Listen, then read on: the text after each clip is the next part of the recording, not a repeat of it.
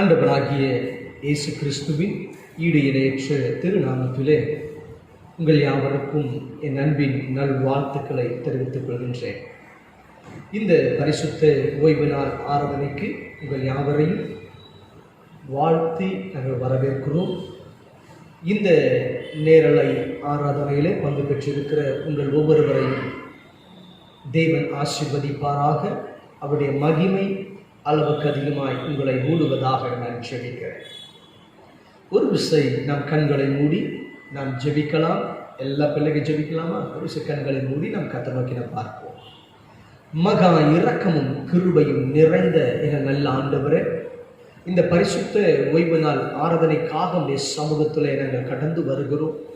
ஒரு விசை இயேசு கிறிஸ்துவின் ரத்தம் ஒவ்வொரு பிள்ளைகளுடைய வீடுகளிலே ஊற்றப்படுவதாக, ஒரு தெய்வீக சுத்திகரிப்பு இயேசுவின் நாமத்தினால் உண்டாவதாக நான் ஜெபிக்கிறேன். ஒரு பரிசுத்தம் இயேசுவின் நாமத்தினால் உண்டாவதாக நான் ஜெபிக்கிறேன். கர்த்தருடைய கரம் இயேசுவின் நாமத்தினால இறங்கி மகிமையான காரியங்களை செய்வதாக நான் ஜெபிக்கிறேன், ஸ்தோத்தரிக்கிறேன். இயேசுவின் ரத்தம் ஒவ்வொரு பிள்ளைகள் வீடுகளில் ஊற்றப்படட்டும், ஒவ்வொரு மீதும் ஊற்றப்படட்டும். ஒரு தெய்வீக சுத்திகரிப்பு இயேசுவின் நாமத்தினால் இப்பொழுது உண்டாவதாக நாங்கள் ஜெபிக்கிறோம், ஸ்தோத்தரிக்கிறோம். பாடுகிற பாடல் வேளைகள் ஐயாவுடைய நாமத்துக்கு மகிமையாய் காணப்படுவதாக. ஆராதனை வேலையிலே கர்த்தர் மகிமை படுவீராக. ஒரு பலத்த ஆசீர்வாதம், ஒரு பலத்த ஒரு மகிமை கடந்து வரட்டும்.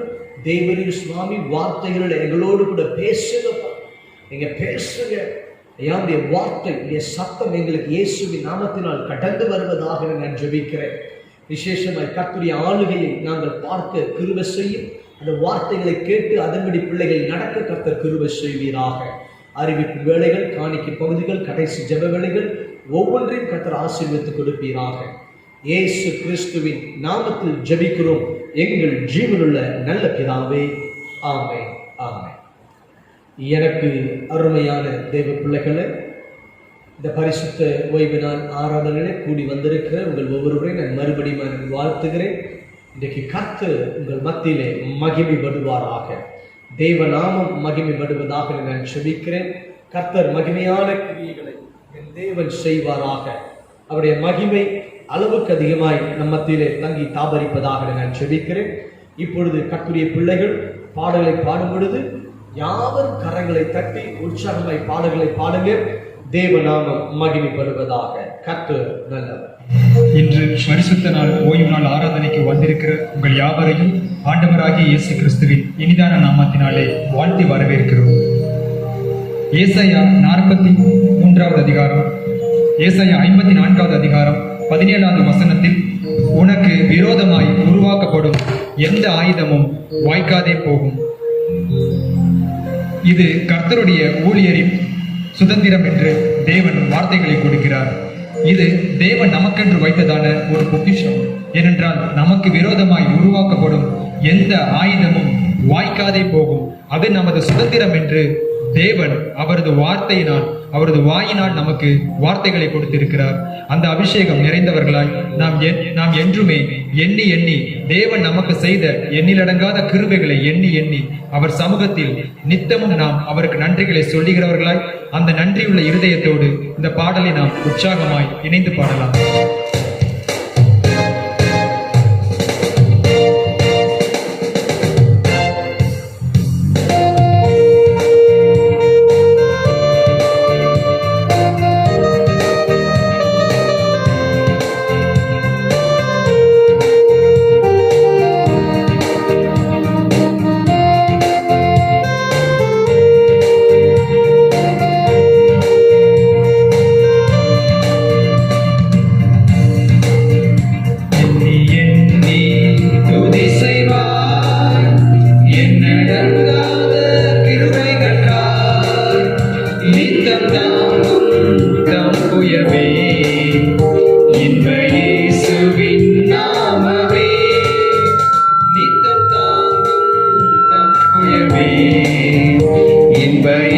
இயேசுவின் நாமமே எண்ணி எண்ணி துதி செய்வார்.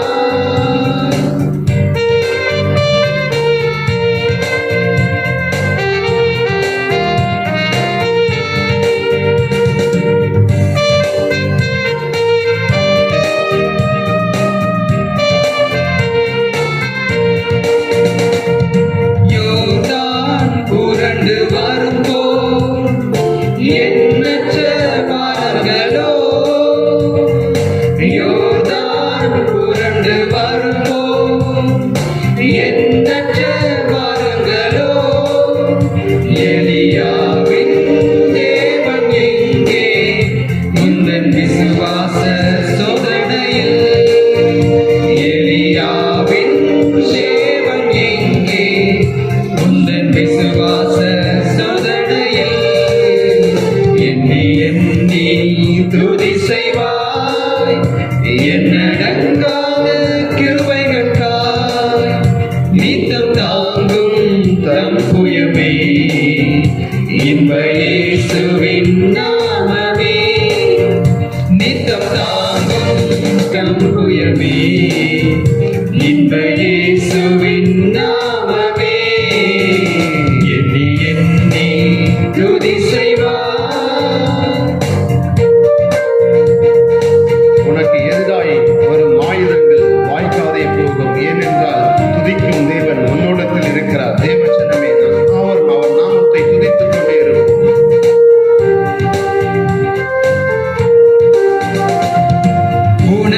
உனக்கெதிராகவே ஆயுதம் வாய்க்காதே, உனக்கெதிராகவே ஆயுதம் வாய்க்காதே, உன்னை அழைத்தவர் உண்மை தேவன், அவர் தாசருக்கு நீதியவர், உன்னை அழைத்தவர் உண்மை தேவன், தம் தாசருக்கு நீதியவர், எண்ணி எண்ணி துதி செய்வார் என்னடங்காத கிருபைகளுக்காய், நித்தம் தாங்கும் தம் புயமே இன்ப இயேசுவின் நாமமே, நித்தம் தாங்கும் தம் புயமே இன்ப இயேசுவின் நாமமே, எண்ணி எண்ணி துதி செய்வார்.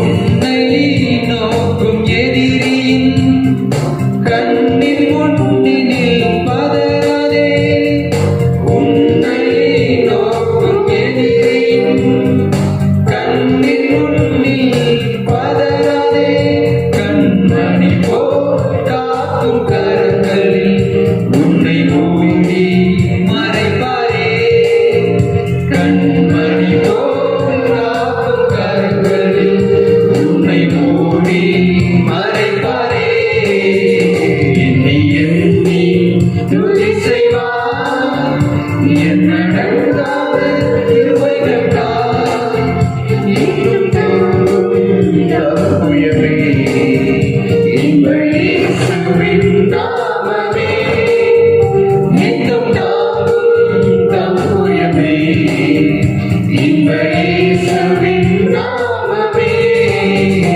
எண்ணி எண்ணி துதி செய்வார். ஹalleluya. தேவன் நமக்கு பாராட்டின கிருபைகளை எண்ணி எண்ணி நாம் அவருக்கு துதிகளை செலுத்தும் பொழுது அந்த துதிகளில் அவர் வாசம் செய்கிறவராய், அதில் பிரியப்பட்டு வாசம் செய்கிறவராய் அவர் இருப்பார். ஏனென்றால் இஸ்ரவேலின் துதிகளுக்குள் தேவன் வாசம் பண்ணுகிறார். யாத்திராகம புஸ்தகத்தில் 17வது அதிகாரத்தில் நாம் வாசித்து பார்த்தால் யோசுவாவிற்கென்று ஒரு பொறுப்பு கொடுக்கப்படுகிறது. மோசையின் மூலமாய் அந்த அமலேக்கியரை எதிர்த்து போராடக்கூடிய ஒரு பொறுப்பை யோசுவாவினிடத்தில் கொடுக்கிறார். யோசுவாவிடம் அந்த பொறுப்பை கொடுத்த அந்த மோசே மலையின் மீது ஜெபம் செய்வதற்காய் ஏறி சென்று விடுகிறார். அந்த அந்த யுத்தத்தில் அமலேக்கியரோடு போராடும் பொழுது ஒரு சில நேரம் யோசுவா ஜெயித்தாலும் ஒரு சில நேரம் அமலேக்கியர் ஜெயிக்கிறார்கள். அந்த யுத்தத்தின் நேரத்தில் அவர் நினைத்திருப்பார், என்ன நான் ஜெயிக்கிறேன் திரும்பவும் தோக்கிறமே என்று. ஆனால் இறுதியில் நான் ஜெயித்து விட்டேன் என்ற நிச்சயத்தோடு அவர் பாளையத்திற்கு திரும்பி வரும் பொழுது, இல்லப்பா அங்க மோசையுடைய ஊழியக்காரர்கள் சொல்லியிருக்கிறாங்க, நீ ஜெயிக்கல. மோசே தன்னுடைய கைகளை உயர்த்தி தேவனை துதிக்கும் பொழுது நீ ஜெயித்தாய், அவர் கைகள் கீழே விழும் பொழுது நீ தோற்று விட்டாய் என்று அவர்கள் சொல்லி இருக்கலாம். ஒருவேளை இந்த வசனம் இந்த காரியங்கள் யோசுவாவிற்கு ஒரு குழப்பத்தை ஏற்படுத்தி இருக்கலாம். போரில் ஜெயித்தது நானா இல்லை ஜெபமா என்று. இதை உறுதி செய்வதற்காகவும் எரிகோ என்ற அந்த பட்டணத்தின் மீது தேவன் யோசுவாவிற்கு அந்த முழு பொறுப்பையும் கொடுக்கும் பொழுது, முதலாவது போர் அவர்கள் எரிகோவை பட்டணத்தை பிடிப்பதற்காக அவர்கள் செல்லும் பொழுது அவருக்கு அந்த அதே தயக்கம் இருந்திருக்கும். எனது பலமா தேவனுடைய ஜெயமா?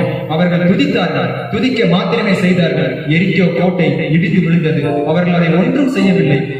ஒரு காரியம் தன்னுடைய சுய பலத்தை ஒன்றும் சாராதபடிக்கு தேவனுடைய நாமத்தை துதித்து அவர்கள் எரிகோ மதிலை சுற்றி வந்தார்கள். அவ்வளவுதான். அந்த நேரத்தில் கடைசி நாளில் தேவன் குறித்த நேரத்தில் அந்த எரிகோ மதில் தடைகள் எல்லாம் தகன்று போயின. அப்பொழுது யோசுவா நினைத்திருப்பார், கர்த்தராகிய அந்த தேவனுடைய துதியை நம்மை இன்றும் நமக்கு வழிநடத்தணும். ஏனென்றால் யுத்தங்களை ஏறெடுப்பவர் தேவன் ஒருவரை என்று அவர் நிச்சயித்திருப்பார். அந்த அபிஷேகத்தோடு சத்துருவானவன் நமக்கு வைக்கிறதான எரிகோ மதில்களா இருந்தாலும் எந்த தடைகளா இருந்தாலும் தேவனுடைய நாமத்தை மகிமைப்படுத்தி அந்த தடைகள் அந்த பிரச்சனைகளை நீங்க சுற்றி வாங்கல, உங்களுக்கு விடுதலைகளை கிடைக்கும். அந்த அபிஷேகத்தோடு இஸ்ரவேலின் துதிகளுக்குள் வாசம் பண்ணும் தேவன் எனது துதியிலும் வாசம் செய்வார் என்ற நிச்சயத்தோடு இந்த பாடலை நாம் உற்சாகமாய் பார்ப்போம்.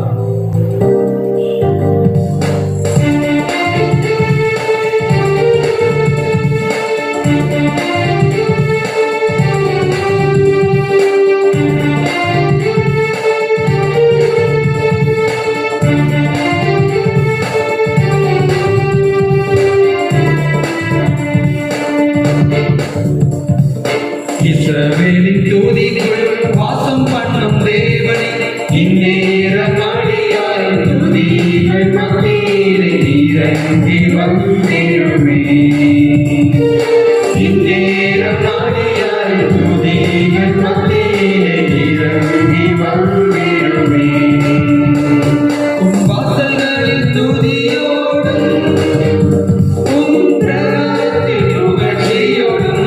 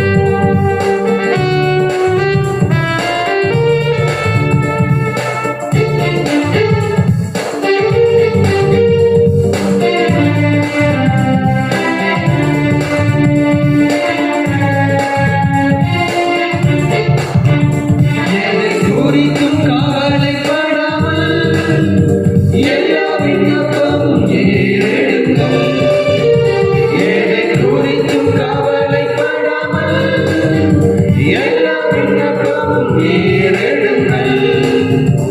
எண்ணி ஸ்தோத்திரம் வேதலோடு இப்போ எல்லாத்திற்கும் மேலான உன் சமாதானம் நீங்கிடுமே. உன் சமாதானம் நீங்கிடுமே.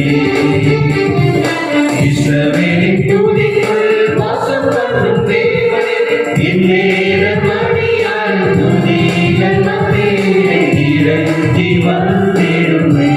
கைகளை உயர்த்தி நாம் தேவனை ஆராதிக்கிறோம். இந்நேரம் அடியார் துதிகள் மத்தியிலே இறங்கி வந்திடுமே. நேரம் அடியாரே, இந்நேரம் அடியார் துதிகள் மத்தியிலே இறங்கி வந்திடுமே.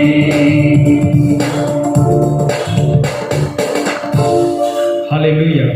தேவனுடைய நாமத்தை நாம் உயர்த்தி துதிக்கும் பொழுது நாம் அவரது எந்த நிலையிலிருந்து அவரது நாமத்தை நாம் துதித்தாலும், நாம் சங்கீதங்கள் பாடினாலும் தேவன் அதில் மகிமைப்படுகிறவராய், அதில் பிரியப்படுகிறவராய், நம் மத்தியில் அவர் இறங்குகிறவராய் இருப்பார். நிச்சயமாகவே நமக்கு ஒரு முடிவு உண்டு. ஏனென்றால் நமக்கு ஒரு போராட்டம் பிரச்சனை வரும் பொழுது நாம் முந்தினவைகளையும் பூர்வமானவைகளையும் சிந்தித்து, ஒருவேளை நான் தேவனை ஏற்றுக்கொள்வதற்கு முன்பதாக இதே போராட்டம் வந்தது, அப்பொழுது நான் பட்ட அவமானத்தை இன்றும் நான் சந்திக்க நேரிடுமோ என்று நாம் நினைத்து கலங்குகிற அந்த சூழ்நிலைகள் தேவன் நம்மை அனுமதிக்க மாட்டார். ஏசாயா 43வது அதிகாரம் 18-19 நாம் வாசிக்கலாம். முந்தினவைகளை நினைக்க வேண்டாம், பூர்வமானவைகளை நீங்கள் சிந்திக்க வேண்டாம். இதோ நான் புதிய காரியத்தை செய்கிறேன், இப்பொழுதே அது தோன்றும் என்று வார்த்தைகளை கொடுக்கிறார். இப்பொழுதே அது தோன்றும் என்று நாம் வேதத்தில் வாசித்தாலும், ஆங்கில வேதாகமத்தில் now it's starting, இப்பொழுதே தொடங்குகிறது என்று தெளிவாய் இருக்கிறது. தேவனுடைய அந்த வல்லமை நமக்கென்று ஒரு நல்ல முடிவை வைத்திருக்கிறதான அந்த தேவனுடைய அபிஷேகம் இப்பொழுதே தொடங்குகிறது. நாம் அதை காணும் பொழுது அந்த பிரச்சனைகள் நமக்கு ஒரு பொருட்டாய் தெரியாது. நிச்சயமாகவே முடிவு உண்டு. எந்த சூழ்நிலைகளில் நீங்கள் கலங்கி இருந்தாலும், எந்த பிரச்சனைகள் நீங்கள் சிக்கி இருந்தாலும், போராட்டத்தில் நீங்கள் அகப்பட்டு இருந்தாலும், என் கர்த்தருடைய கரம் உங்கள் மீது மகிமையாய், அவைகள் நன்மைக்கு ஏதுவாய் இப்பொழுதே இறங்கும். அந்த அபிஷேகத்தை கேட்டு, அந்த அக்கினியை கேட்டு நிச்சயமாகவே ஒரு முடிவு உண்டு. என் நம்பிக்கை வீண் போகாது என்று உணர்ந்து இந்த பாடலை நாம் உற்சாகமாய் பாடலாம்.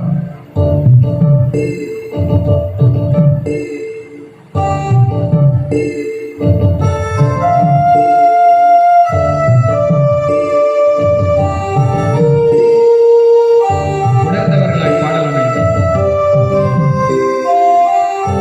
தேவன் மீது வைத்த நம்பிக்கை என்றும் வீண் போகாது. நிச்சயமாக அவர் நமக்கு அற்புதங்களையும் அடையாளங்களையும் செய்வார்.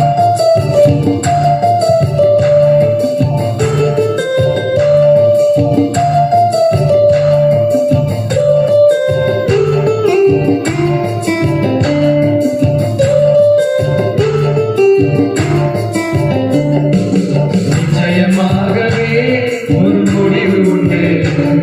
உன் நம்பிக்கை வீண் போகாது. நிச்சயமாகவே ஒரு முடிவு உண்டு. உன் நம்பிக்கை வீண் போகாது. நிச்சயமாகவே நிச்சயமாகவே நிச்சயமாகவே ஒரு முடிவு உண்டு. உன் நம்பிக்கை வீண் போகாது.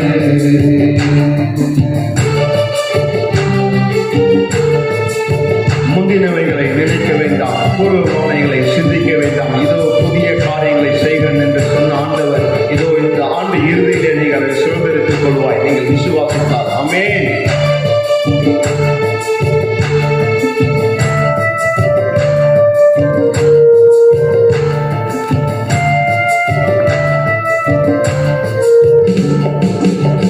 முந்தினவைகளை நினைக்க வேண்டாம் வேண்டாம். பூர்வமானவைகளை சிந்திக்க வேண்டாம் வேண்டாம். முந்தினவைகளை நினைக்க வேண்டாம் வேண்டாம். பூர்வமானவைகளை சிந்திக்க வேண்டாம் வேண்டாம்.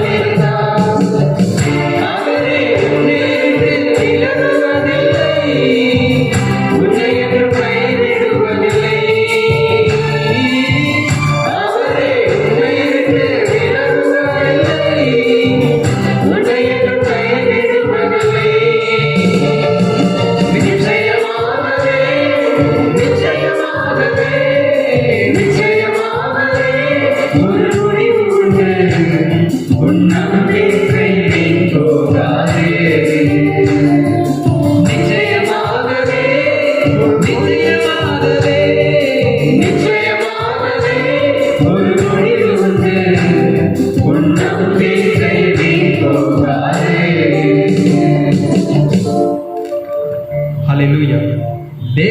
தேவன் மீது நாம் நம்பிக்கை வைத்திருக்கிறவர்களாய், அந்த நிச்சயமாய் ஒரு முடிவு ஒன்று என்ற அந்த விசுவாசத்தை நாம் பெற்றுக்கொண்டவர்களாய் இந்த பாடலை நாம் தேவனுடைய நாமத்தின் மகிமைக்கென்று பாடினோம். அவருடைய பாதம் தேடி நாம் நம்மையே அர்ப்பணிக்கும் பொழுது அந்த நாள் முழுவதிலும் நாம் காலை வேளையில் அந்த தேனிட்ட பணிகாரம் அந்த தேவனுடைய மன்னாவை நாம் பெற்றுக்கொண்டு அந்த காலை வேளையில் அவர் சமூகத்தில் அமர்ந்து ஒரு வார்த்தைகளை நாம் பெற்றுக்கொண்டு அன்றைய தினத்தில் நாம் நடக்கும் பொழுது அந்த நாள் முழுவதும் ஒவ்வொரு நிமிடமும் அவர் நம்மோடு வருவார். அவரது கிருபையினால் நம்மை அவர் நிரப்புவார். அவரது நினைவால் நாம் நிரம்பி இருப்போம். எப்பொழுதும் தேவனுடைய அபிஷேகம் நமக்குள் தங்கி இருக்கும். சத்துருவானவன் வந்து எட்டி பார்க்கலாம். ஒருவேளை இன்னைக்கு அவன் மிஸ் பண்ணிடுவானா, இன்னைக்கு இந்த அபிஷேகத்தை இழந்துருவானா, வந்து பார்த்துட்டு போற மாதிரி இருக்கிற தவிர நம்ம பக்கத்துல நெருங்க முடியாது. தேவனுடைய இந்த அபிஷேகம் நம்மை மூடி இருக்கும். ஒவ்வொரு நாளின் நிமிடமும் நமது அந்த கிருபையினால் நாம் மூடப்பட்டிருக்கும். நமது வார்த்தைகள், நாம் பிறரிடம் பேசுகிற வார்த்தைகள், அவரது காயங்களை, அந்த மனதில் அவர்களுக்கு ஏற்பட்டதான சத்துருவானம் வைத்திருக்கிறதான அந்த காயங்களை நாம் ஆற்றுகிறதாய் நம்முடைய வார்த்தைகள் இருக்கணும். அவர்களை காயப்படுத்துகிறதாய் அல்ல, அவர்களுக்கு காயம் கட்டுகிறதாய் அந்த அபிஷேகத்தை கேட்டு, அன்பு நேசரே, உன் திருமுகம் தேடி நான் என்னையே அர்ப்பணித்தேன் என்ற நிச்சயத்தோடு ஆதியில் இணைந்து நாம் இந்த பாடலை உற்சாகமாய் பாடலாம்.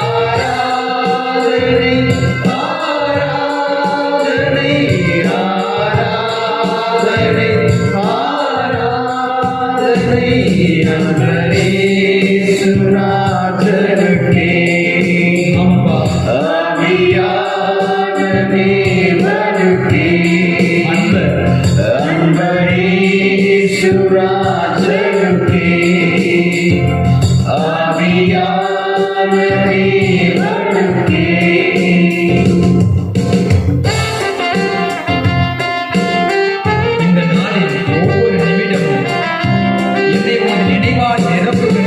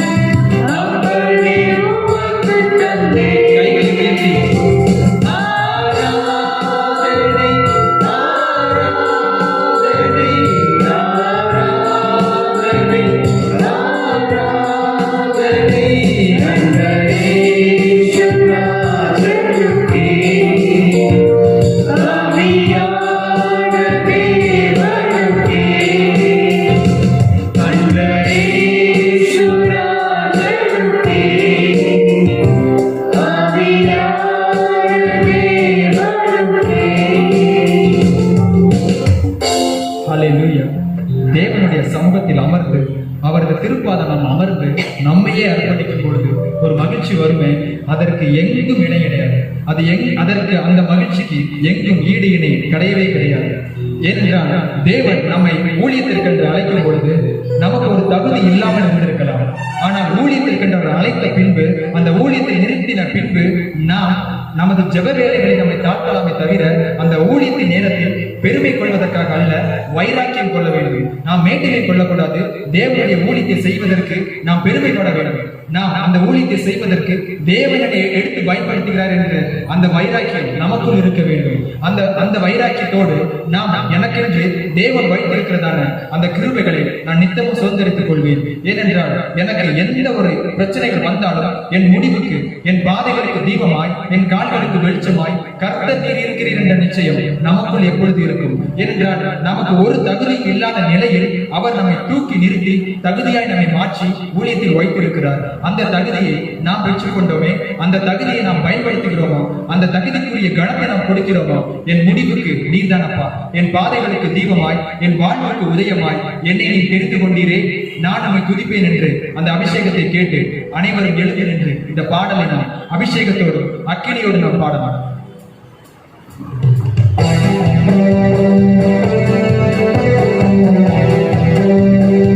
ஒன்றுக்கும் தகுதி இல்லாத என்னை நீ பேசுவதை அழைத்து என்னை உருவாக்கி என்னை நிறுத்தி வலது பார்க்கிறாரே, அந்த அபிஷேகத்திற்காக, அந்த கணத்திற்காக நாம்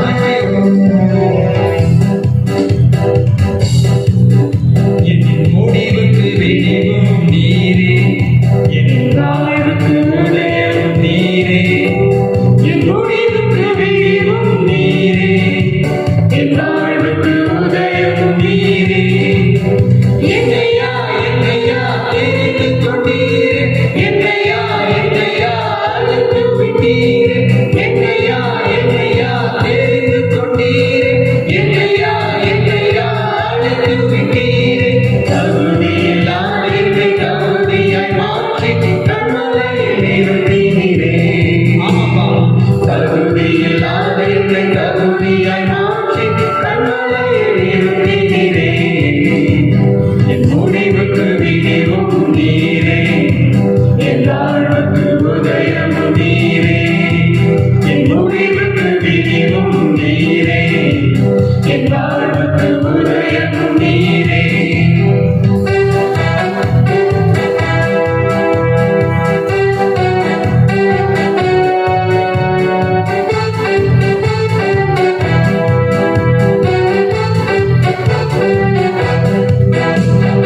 பூமியிலே நான் பரதேசி, ஆனால் உமக்கோ இப்பொழுது விசுவாசி.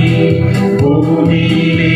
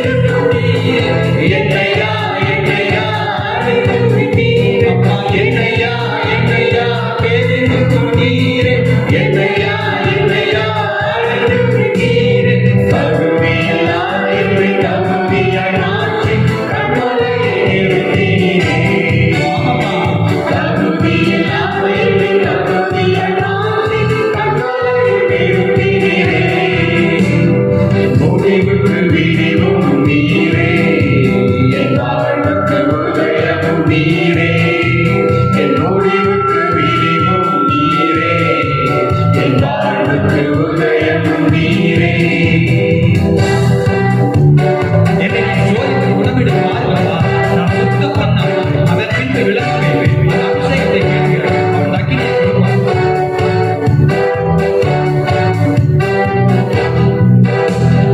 சோதித்த பின் சுத்த பொன்னாக இந்த மண்ணிலே என்னை விளங்க செய்தீர். சோதித்த பின் சுத்த பொன்னாக இந்த மண்ணிலே என்னை விளங்க செய்தீர். என்னையா என்னையா தெரிந்து கொண்டீரே, என்னையா என்னையா அழைத்து விட்டீரே, என்னையா என்னையா தெரிந்து கொண்டீரே, என்னையா என்னையா அழைத்து விட்டீரே, தகுதியா என்னையா தெரிந்து கொண்டீரே, என்னையா என்னையா அழைத்து விட்டீரே, தகுதியில்லாத என்னை தகுதியாய் மாற்றி கண்ணாடியில் நிறுத்தினீரே. தகுதியில்லாத என்னை தகுதியாய் மாற்றி கண்ணாடியில் நிறுத்தினீரே. என் முடிவுக்கு விடிவும் நீரே, என் வாழ்வுக்கு உதயமும் நீரே. என் முடிவுக்கு விடிவும் நீரே, என் வாழ்வுக்கு உதயமும் நீரே. என்னையா என்னையா தெரிந்து கொண்டீரே, என்னையா என்னையா அழைத்து விட்டீரே, என்னையா என்னையா தெரிந்து கொண்டீரே, என்னையா என்னையா அழைத்து விட்டீரே. தகுதியில்லாத என்னை தகுதியாய் மாற்றி கண்ணாடியில் நிறுத்தினீரே. தகுதியில்லாத என்னை தகுதியாய் மாற்றி கண்ணாடியில் நிறுத்தினீரே. அபிஷேகத்தை நிறுத்தினாரே. அந்த தகுதியை கேளுங்க.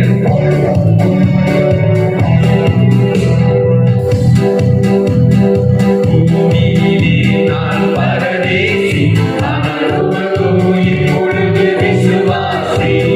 பூமியிலே நான் பரதேசி, ஆனால் உமக்கோ இப்பொழுது விசுவாசி. என்னையா என்னையா தெரிந்து கொண்டீரே, என்னையா என்னையா சொல்லி என்னையா என்னையா தெரிந்து கொண்டீரே, என்னையா என்னையா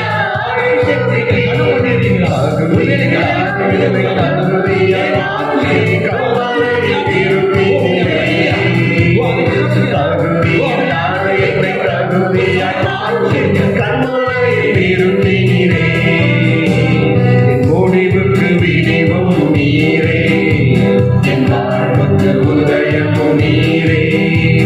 என் முடிவுக்கு விடிவும் நீரே, என் வாழ்வுக்கு உதயமும் நீரே. Oh, thank you, glorious wonderful Jesus. Ori Bashaba Baba Baba. Ori Bashaba Baba Baba. Ori Bashaba Baba Baba. Ori Bashaba Baba Baba. Oh, ஒன்றுக்கும் உதவாமல் இருக்கிறது, ஒன்றுக்கும் பிரயோஜனப்படாதவர்கள் என்று உலகத்தார் உங்களை வெறுக்கும் பொழுது தேவன் உங்களை நிறுத்தி அவர் உங்களை பேர் சொல்லி அழைத்து தன் ஊழியத்திலும் உலகத்திலும் உங்களை ஒரு கனவாட்டியாய் வைத்தாரே. அதற்கு அவர் தேவன் உங்களுக்கென்று வைத்ததான அந்த அபிஷேகத்தை இழந்து அந்த அக்கினியை இழந்து உலகத்தின் பின்பதாக ஓடின சமயங்கள் என் தேவன் அதை கண்ணோக்கி பார்த்திருந்தவர் அவரது மகா பெரும் கிருபையினால் உங்களை அவர் தயவு பெருந்த அந்த கிருபையினால் உங்களை அவர் மன்னிக்கிறவராய் இந்த நேரத்தில் உங்களையே நீங்கள் அர்ப்பணிங்க. அப்பா, நீர் என்னை தெரிந்து கொண்டீரே, தெரிந்து கொண்டீரே. நான் உமக்கென்று நான் ஓடினதான அந்த ஆரம்ப கால பிரயாசத்தை இனிமேல் நான் ஆரம்பிப்பேன் என்று அந்த உறுதியை எடுங்க. என்னை பேர் சொல்லி அழைத்து நீர் தெரிந்தெடுத்தீரே. ஒரு அப்பா, எனது கூட்டத்திற்கு முன்பதாக என்னை அழைத்து அபிஷேகித்தீரே. அதை நான் மறந்து நான் உலகத்திற்கு பின்பதாக ஓடினேனே. அதை எல்லாவற்றையும் நான் மறந்து நான் உண்மையை நான் மறந்து நான் ஓடினேன் இந்த சமயங்களில். என் தேவன் இப்பொழுது அதை மனமிறங்கும்படியாய் நீர் அதற்குரிய அபிஷேகத்தை நான் நிரப்பப்படுவேன். thank you glorious wonderful Jesus. hallelujah hallelujah.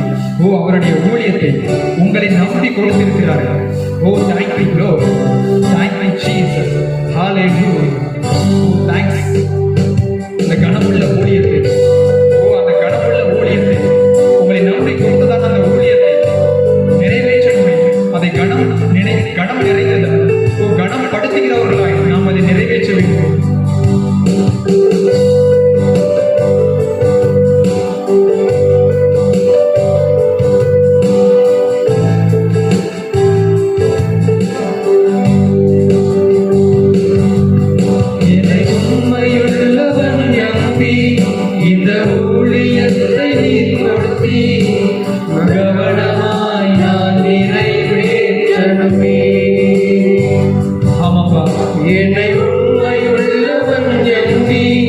இந்த ஊழியத்தை நீ கொடுத்தி நான் கவனமாய் நான் நிறைவேற்றணுமே. மாம்சங்கள் சாகணுமே, சுயம் சாகணுமே, ஊழியம் செய்யணுமே, சாட்சியாய் வாழணுமே. மாம்சங்கள் சாகணுமே, சுயம் சாகணுமே, ஊழியம் செய்யணும், சாட்சியாய் வாழணுமே. மாம்சங்கள் சாகணுமே, சுயம் சாகணுமே, ஊழியம் செய்யணுமே, சாட்சியாய் வாழணுமே. இதை உண்மையுள்ளவன் எண்ணி இந்த ஊழியத்தை நீ கொடுத்தி கவனமாய் நான் நிறைவேற்றணுமே.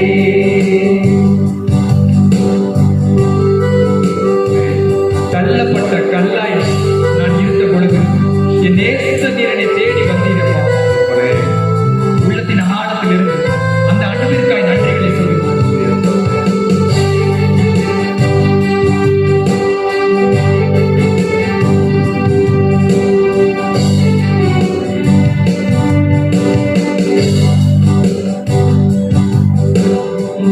தள்ளப்பட்ட கல்லாக இருந்த என் வாழ்க்கையை கோபுரமாய் மாற்றிட வந்தவரே.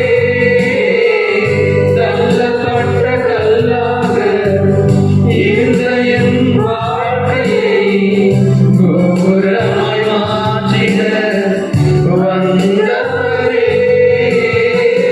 கிருபையினாலே உயர்த்தினீரே, உமக்காய் ஓடிட பலன் தாருமே. உமக்காய் ஓடிட பலன் தாருமே. மாம்சங்கள் சாகணுமே, சுயம் சாகணுமே, ஊழியம் செய்யணுமே, சாட்சியாய் வாழணுமே. மாம்சங்கள் சாகணுமே, சுயம் சாகணுமே, ஊழியம் செய்யணுமே, சாட்சியாய் வாழணுமே.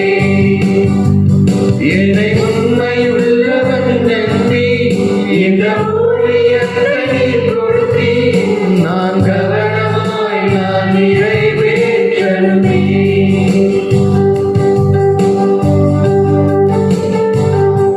இந்த கனமான ஊழியத்தை என்னிடம் கொடுத்து அதை நான் நிறைவேற்றி முடிப்பேனோ என்று நானே நினைக்கிறாத பொழுதிலும் நீர் அதை நம்பி இவ்வளவு பெரிய அந்த ஊழியத்தை உமது வேலையை உமது சித்தத்தை நிறைவேற்றி நீர் என்னை பயன்படுத்தினீரே. கைகளை உயர்த்தி நன்றிகளை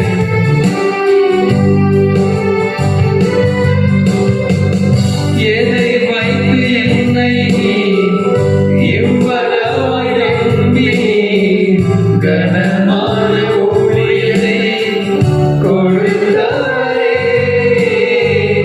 எதை வைத்து என்னை இவ்வளவாய் நம்பி கனமான ஊழியத்தை கொடுத்தவரே.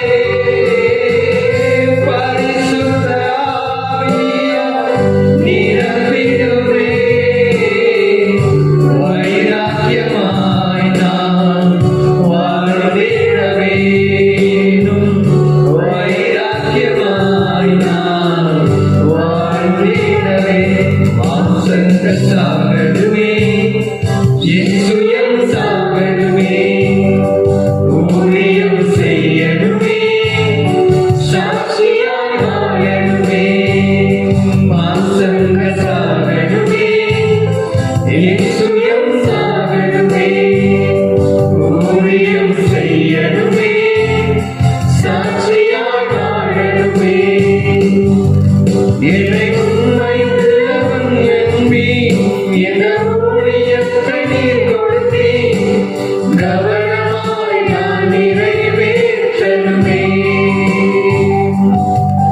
என்னை உண்மை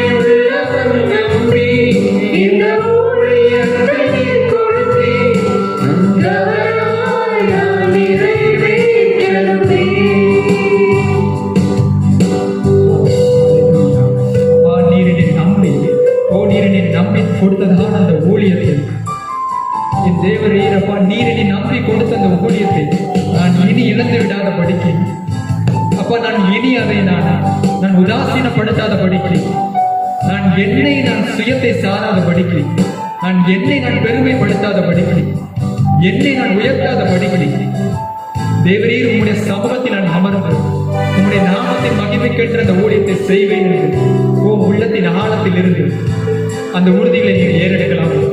தேவன் அதற்குரிய அபிஷேகத்தில் நான் நிரப்புவார்.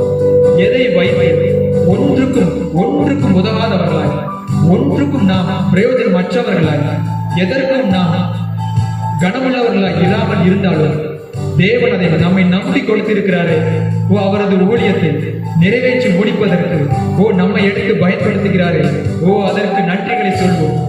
ஓரிபா ஷாபா Baba, ஓரிபா கஷாபா Baba, ஓரிபா கஷாபா Baba, ஓரிபா கஷாபா Baba Baba. Thank you, glorious wonderful Jesus. ஓரிபா கஷாபா Baba Baba, ஓரிபா கஷாபா Baba. Thank you, Lord. அப்பா, அந்த ஆராதனை வேலைகள் நீ மகிமைப்பட்டீரே, உங்களுக்கு நன்றி தகப்பனே. இன்னுமாய் அபிஷேகத்தினால் எங்களை இந்த நாள் முழுவதிலும் எங்களை நிரப்புகிற தகப்பனே. Thank you, glory. Thank you, glory. Thank you, glory. Thank you, glory. Thank you, glory. Thank you, glory. ஓரிபா கஷாபா, ஓரிபா கஷாபா Baba. உம்முடைய அக்கினியினால் எங்கள் கண்களை, எங்கள் கைகளை, எங்கள் வாரிகளை, அப்பா எங்கள் கரங்களை, எங்கள் கால்களை, எங்களது ஒவ்வொரு ஆயத்தையும் என் கர்த்தரில் நிரப்புகிறார். உம்முடைய அபிஷேகத்தினால் நிரப்புகிறார். Thank you, Jesus. Hallelujah. இந்த ஆராதனை வேலைகள் நீர் மகிமைப்பட்டீரே, உங்களுக்கு நன்றி தகப்பனே. நீர் மாத்திரம் மகிமைப்படுங்க ராஜா. தேவ செய்தி வேலைக்காக சமூகத்தில் வருகிறோம். என் கர்த்தர் நீர் முகமுகமாய் பேசுகிறாங்க. அப்ப அந்த கண்டித்து உணர்த்துகிற அந்த வார்த்தையினால் பிரத்யட்சமாய் நீர் எங்களோடு பேசுவீராக என்று நாங்கள் ஜெபிக்கிறோம். நீர் மாத்திரம் மகிமைப்படுங்க. இயேசு கிறிஸ்துவின் நாமத்தில் நாங்கள் ஜெபிக்கிறோம் என்ற ஜீவன் நல்ல பிதாவே. ஆண்டவராகிய இயேசு கிறிஸ்துவின் ஈடு இணையற்ற திருநாமத்திலே உங்களுக்கு என் அன்பின் நல் வாழ்த்துக்களை தெரிவித்துக் கொள்கின்றேன். இந்த நாள் தியானத்திற்கான தெரிந்து கொண்டதான வேத வசனம் ரூத்தின் சரித்திர புஸ்தகம் 3வது அதிகாரம் 16வது வசனத்தை வாசிக்க கேட்போம். ரூத்தின் சரித்திர புஸ்தகம் 3வது அதிகாரம் 16வது வசனத்தை வாசிக்க கேட்போம். அவள் தன் மாமியிடத்தில் வந்தபோது அவள், என் மகளே, உன் செய்தி என்ன என்று கேட்டாள். இங்கு வேதம் சொல்லுகிறது, அவள் தன் மாமியிடத்திலே வந்த பொழுது அவள், என் மகளே, உன் செய்தி என்ன என்று கேட்டாள். அப்பொழுது அவள் அந்த மனுஷன் தனக்கு செய்ததெல்லாம் அவளுக்கு விவரித்தாள் என்று சொல்லி வேதம் சொல்லுகிறது. எனக்கு அருமையான தேவ பிள்ளைகளே, உன் செய்தி என்ன என்று சொல்லி மாமி மருமகளை பார்த்து கேட்கப்படுகிறதான ஒரு காரியத்தை நாம் பார்க்கிறோம். எனக்கு அருமையான தேவ பிள்ளைகளை, ரூத்தின் வாயிலிருந்து வரப்போகிற ஒரு செய்தியை அவளோடு கூட இந்த நகோமி எதிர்பார்த்து, உன் செய்தி என்ன என்று சொல்லி அவள் கேட்கிறதான ஒரு வாக்கியத்தை நாம் வாசித்தோம். எனக்கு அருமையான தேவ பிள்ளைகளே, அது நன்மையான செய்தியா தீமையான செய்தியா, அது என்ன செய்தி என்பதனை நாம் அறிந்து கொள்ள வேண்டும். உன் வாயிலிருந்து வருகிற செய்தி என்ன, உன்னை குறித்து மற்றவர்கள் கூறுகிற செய்தி என்ன. தேவ பிள்ளைகளாகிய நாம் நற்செய்தி சொல்லுகிற பிள்ளைகளாய் நாம் காணப்பட வேண்டும். எனக்கு அருமையான தேவ பிள்ளைகளை, அறிந்து கொள்ள வேண்டும். இந்த உலகத்திலே பல விதமான செய்திகள் உண்டு. இன்றைக்கு செய்திகள் என்று சொல்லி, நியூஸ் சேனல் என்று சொல்லி பல காரியங்கள் உண்டு. நியூஸ், NEWS, நியூஸ் என்று சொல்லப்படும் பொழுது அது எதை குறிக்கிறது? நார்த், ஈஸ்ட், வெஸ்ட், சவுத் ஆகிய 4 திசையிலிருந்து வருகிற செய்தியை தான் இவர்கள் நியூஸ் என்று சொல்லி ஒரு அழகான ஒரு வார்த்தையை உண்டாக்கி 4 திசையிலிருந்து வருகிறதான செய்தி தான் நியூஸ் என்று சொல்லுகிறார்கள். அதே போன்று தான் எனக்கு அருமையான தேவ பிள்ளைகளே, நம்மை குறித்து என்ன செய்தி உண்டு? நம் வாயிலிருந்து வருகிற செய்தி என்ன? நாம் நற்செய்தி சொல்லுகிற பிள்ளைகளா இருக்கிறோமா, இல்லை என்றால் தீமையான செய்திகளை சொல்லுகிற பிள்ளைகளா இருக்கிறோமா என்று நாம் ஆராய்ந்து பார்க்க வேண்டும். எனக்கு அருமையான தேவ பிள்ளைகளை, நாம் பார்க்கிறோம் தூதர்கள் நம்மை குறித்ததான ஒரு செய்தியை என்றைக்கும் பரலோகத்தில் எடுத்துக்கொண்டு அவர்கள் செல்வார்கள். நம்மை குறித்ததான நற்செய்திகளை தூதர்கள் எடுத்துக்கொண்டு கொண்டு போய் கொண்டே இருப்பார்கள். அதே நேரத்தில் குற்றம் சாட்டுகிறதான சாத்தான் அவன் என்ன செய்வான் தெரியுமா? நம்மை குறித்து அவன் துர்ச்செய்திகளை கொண்டு போகிறவனாய் இருப்பான். எனக்கு அருமையான தேவ பிள்ளைகளே, பிசாசு உங்கள் வாயிலிருந்து என்ன செய்தி வருகிறது என்பதனை குறித்து அவன் கவனித்து பார்த்து கொண்டிருப்பான். அதை அறிந்து கொள்ள வேண்டும். நாம் என்ன பேசுகிறோம், என்ன செய்தி சொல்லுகிறோம், யாரை குறித்து பேசுகிறோம், எப்படி பேசுகிறோம், அது நற்செய்தியா தீமையான செய்தியா என்பதனை குறித்து பிசாசு கவனித்துக் கொண்டே இருப்பான். அவனை குறித்து வேதம் சொல்லுகிறது, அவன் குற்றம் சாட்டுகிறவன். அந்த குற்றம் சாட்டுகிற சாத்தான், குற்றம் சாட்டுகிற அந்த பிசாசு என்ன செய்வான்? தேவ சமூகத்துக்கு முன்பதாய் போய் நம்மை குறித்து குற்றம் சாட்டுகிறதான செய்தியை அவன் கொண்டு போவான். ஆனால் நமக்கென்று காணப்படுகிற தூதர்களோ இல்லை இல்லை என்று சொல்லி அவர்கள் நற்செய்தியை சொல்லுகிற தேவ தூதர்களாய் காணப்படுகிறார்கள். எனக்கு அருமையான தேவ பிள்ளைகளே, இன்றைக்கு நம்முடைய வாயிலிருந்து என்ன செய்தி வருகிறது என்பதனை நாம் ஆராய்ந்து பார்க்க வேண்டும். இன்றைக்கு சிலர் சொல்லுவார்கள், எனக்கு வியாதி இன்னும் சுகம் கிடைக்கவில்லை, என்னுடைய தேவைகள் சந்திக்கப்படவில்லை, கர்த்தர் எனக்கு அற்புதத்தை செய்யவில்லை, கர்த்தர் எனக்கு நன்மையை செய்யவில்லை, ஏன் எனக்கு மட்டும் இப்படி நடக்கிறது, ஏன் என் வாழ்க்கை மட்டும் ஏன் இப்படிப்பட்ட சூழ்நிலைகளாய் இருக்கிறது, நான் மட்டும் ஏன் இப்படியாய் கதற வேண்டும், நான் மட்டும் ஏன் இப்படியாய் வேதனைப்பட வேண்டும் என்று சொல்லி இன்றைக்கு அநேகர் நற்செய்தி சொல்லுகிறவர்களாய் அல்ல, துர்ச்செய்தி சொல்லுகிறவர்களாய் இருக்கிறார்கள். எனக்கு அருமையான தேவ பிள்ளைகளே, ஆனால் நம்முடைய ராஜாதி ராஜாவாகிய ஆண்டவராகிய இயேசு கிறிஸ்து அவர் எதிர்பார்க்கிறது என்னவென்றால், தேவ பிள்ளைகளாகிய நாம் நற்செய்தி அறிவிக்கின்ற பிள்ளைகளாய் காணப்பட வேண்டும் என்று சொல்லி கர்த்தர் எதிர்பார்க்கிறார். எனக்கு அருமையான தேவ பிள்ளைகளே, அப்படியானால் நீங்களும் நானும் துர்ச்செய்தி சொல்லுகிற பிள்ளைகளாய் அல்ல, நற்செய்தி சொல்லுகிற பிள்ளைகளாக, நன்மையான செய்தியை சொல்லுகிற பிள்ளைகளாக நாம் காணப்பட வேண்டும். எனக்கு அருமையான தேவ பிள்ளைகளே, இயேசு கிறிஸ்து பிறப்பின் பொழுது ஒரு தேவதூதன் இறங்கி வந்தான், மேய்ப்பர்களை பார்த்து சொன்னான், இதோ உங்களுக்கு ஒரு நற்செய்தி என்று சொன்னான். இன்றைக்கு நாம் தேவனுடைய பிள்ளைகளாக இருப்போம். ஆனால் நாம் தேவனுடைய பிள்ளைகள் என்று சொல்லி நாம் சொந்தம் பாராட்டுவோமானால், நாம் ஆவிக்குரிய பிள்ளைகள் என்று சொல்லி நாம் சொல்வோமானால், நம்முடைய வாயிலிருந்து பிறக்கிறதான வார்த்தை, நம்முடைய வாயிலிருந்து வருகிறதான ஒவ்வொரு வார்த்தையின் எழுத்திருப்பும் அறிந்து கொள்ள வேண்டும். அது நற்செய்தி வார்த்தைகளாக அவைகள் காணப்பட வேண்டும் என்று சொல்லி ராஜாதி ராஜா மகாராஜா என் ஆண்டவராகிய இயேசு கிறிஸ்து அவர் எதிர்பார்க்கிறார். எனக்கு அருமையான தேவ பிள்ளைகளே, சிலர் பேசுவதை நாம் காது கொடுத்து கேட்க முடியும், சிலர் பேசுவதை ஏன் தான் கேட்கிறோம் என்று சொல்லக்கூடிய பல சூழ்நிலைகளை உண்டு. ஆனால் அறிந்து கொள்ள வேண்டும், எனக்கு அருமையான தேவ பிள்ளைகளே, நீ ஆவிக்குரிய தேவ பிள்ளையா இருப்பாயானால், நீ தேவனுடைய பிள்ளையா இருப்பாயானால், நீ நற்செய்தி அறிவிக்கின்ற பிள்ளையால் இருக்க வேண்டும். எனக்கு அருமையான தேவ பிள்ளைகளை எடுத்து வாசிக்க கேட்போம். என்னாகமம் புஸ்தகம் 13வது அதிகாரம் 33வது வசனத்தை நாம் வாசிக்க கேட்போம். இங்கு ஒரு செய்தி கடந்து வருகிறது. அது எப்படிப்பட்ட செய்தி என்பதனை குறித்து நாம் ஆராய்ந்து பார்க்க போகிறோம். வாசிக்க கேட்போம். அங்கே ராட்சத பிறவியான ஏனோக்கின் குமாரராகிய ராசதரையும் கண்டோம். நாங்கள் எங்கள் பார்வைக்கு வெட்டுக்கிளிகளைப் போல் இருந்தோம், அவர்கள் பார்வைக்கும் அப்படியே இருந்தோம் என்று சொல்லி இப்படி இஸ்ரவேல் புத்திரருக்குள்ளே தாங்கள் சுற்றி பார்த்து வந்த தேசத்தை குறித்து துர்செய்தி பரப்ப செய்வார்கள். எனக்கு அருமையான தேவ பிள்ளைகளே, நாம் இங்கு பார்க்கிற ஒரு காரியம் பாருங்க. முதலாவது ஒரு செய்தி, இங்கு மோசே தேவன் தனக்கு சொன்ன வாக்குத்தத்தம் கொடுத்து அடிமைத்தனத்தில் இருக்கிறதான இந்த ஜனங்களை நான் கானானுக்குள்ளே, நான் ஆசீர்வாதமான பாலும் தேனும் ஓடுகிறதான ஒரு கானானுக்குள்ளே இவர்களை கொண்டு போவேன் என்று சொல்லி வாக்குத்தத்தம் பண்ணி, அந்த வாக்குத்தத்தத்தின்படியாக இவர்களை தேவன் அழைத்துக் கொண்டு வருகிறார். இப்பொழுது மோசே செய்தது என்ன?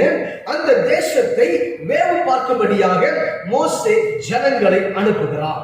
அல்லேலூயா. மோசே தேசத்தை வேவு பார்க்கும்படியாக, அந்த கானான் எப்படிப்பட்ட தேசம் என்பதை அறிந்து கொள்ளும்படியாக மோசே சிலரை அந்த தேசத்துக்குள் அனுப்புகிறான்.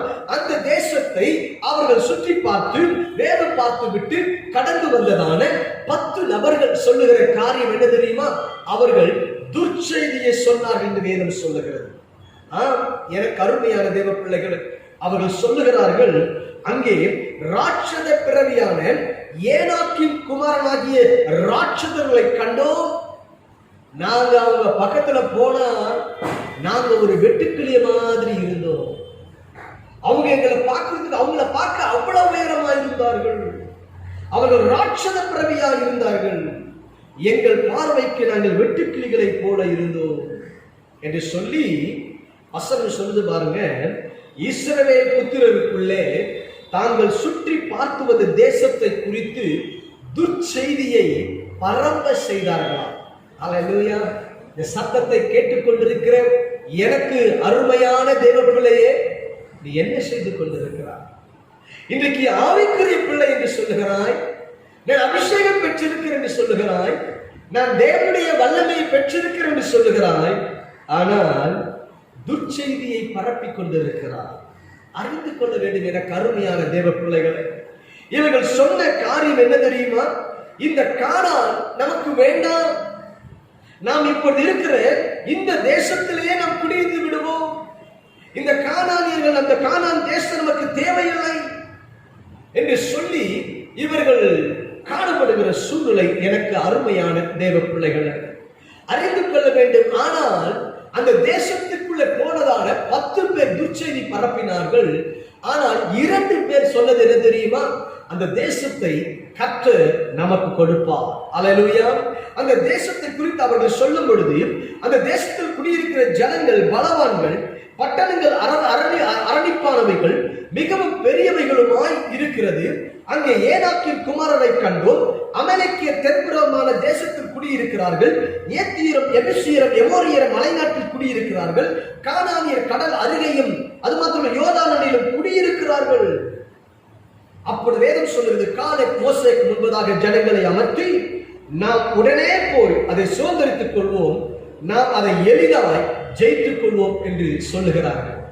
இங்கு 2 நபர்கள் சொல்லுகிறார்கள் எளிதாய் ஜெயித்துக் கொள்வோம் என்று சொல்லி. ஆனால் 10 பேர் சொன்னது என்ன? அதை ஜெயித்துக் கொள்ள முடியாது.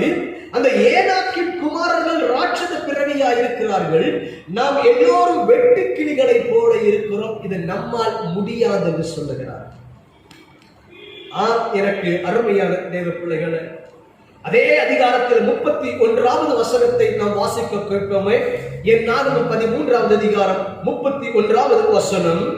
அவனுடனே கூட போய் வந்த மனிதரோ, நாம் போய் அந்த ஜனங்களோட எதிர்க்க நம்மாலே கூடாது, நாம் போய் அந்த ஜனங்களோடு எதிர்க்க நம்மாலே கூடாது, அவர்கள் நம்மை பார்க்கலாம் பலவான்கள் என்றார்கள். இங்கு வேதம் சொல்லுகிறது நம்மை பார்க்கிறவர்கள் பலவான்கள் என்று சொல்லி 10 பேர் சொல்றாங்க. ஆனா 2 பேர் சொல்றாங்க அதை ஈஸியா ஜெயிக்கலாம். அல்லேலூயா, அல்லேலூயா. எனக்கு அருமையான தேவ பிள்ளைகளை அறிந்து கொள்ள வேண்டும். ஆவிக்குரியவன் துர்ச்செய்தியை பரப்புகிறவனாய் இருக்க மாட்டான். இன்னைக்கு தேவ பிள்ளையை அறிந்து கொள். இன்னைக்கு கர்த்தருடைய ஆலயத்துக்கு வருகிறாய், கர்த்தருடைய சபைக்கு வருகிறாய், தேவனை தேடுகிறாய். இன்னைக்கு துர்ச்செய்தி பரப்புகிற பிள்ளையாய், பரப்புகிற மனுஷனாய், பரப்புகிற மனுஷியாய் இருந்தால் என்ன நடைபெறும் தெரியுமா? என் நாகமம் 14வது அதிகாரம் 36ஆம் வசனமும் 37ஆம் வசனமும் வாசிக்க கேட்போம். அந்த தேசத்தை சோதித்து பார்க்கும்படி மோசேயால் அனுப்பப்பட்டு திரும்பி அந்த தேசத்தை குறித்து துர்செய்தி கொண்டு வந்து சபையார் எல்லோரும் அவனுக்கு விரோதமாய் முறுமுறுக்கும்படி அந்த துர்செய்தியை சொன்னவர்களாகிய அந்த மனிதர் கர்த்தருடைய சந்நிதியில் வாதையினால் செத்தார்கள் என்று வேதம் சொல்லுகிறது. எனக்கு அருமையான தேவ பிள்ளைகளை அறிந்து கொள்ள வேண்டும்.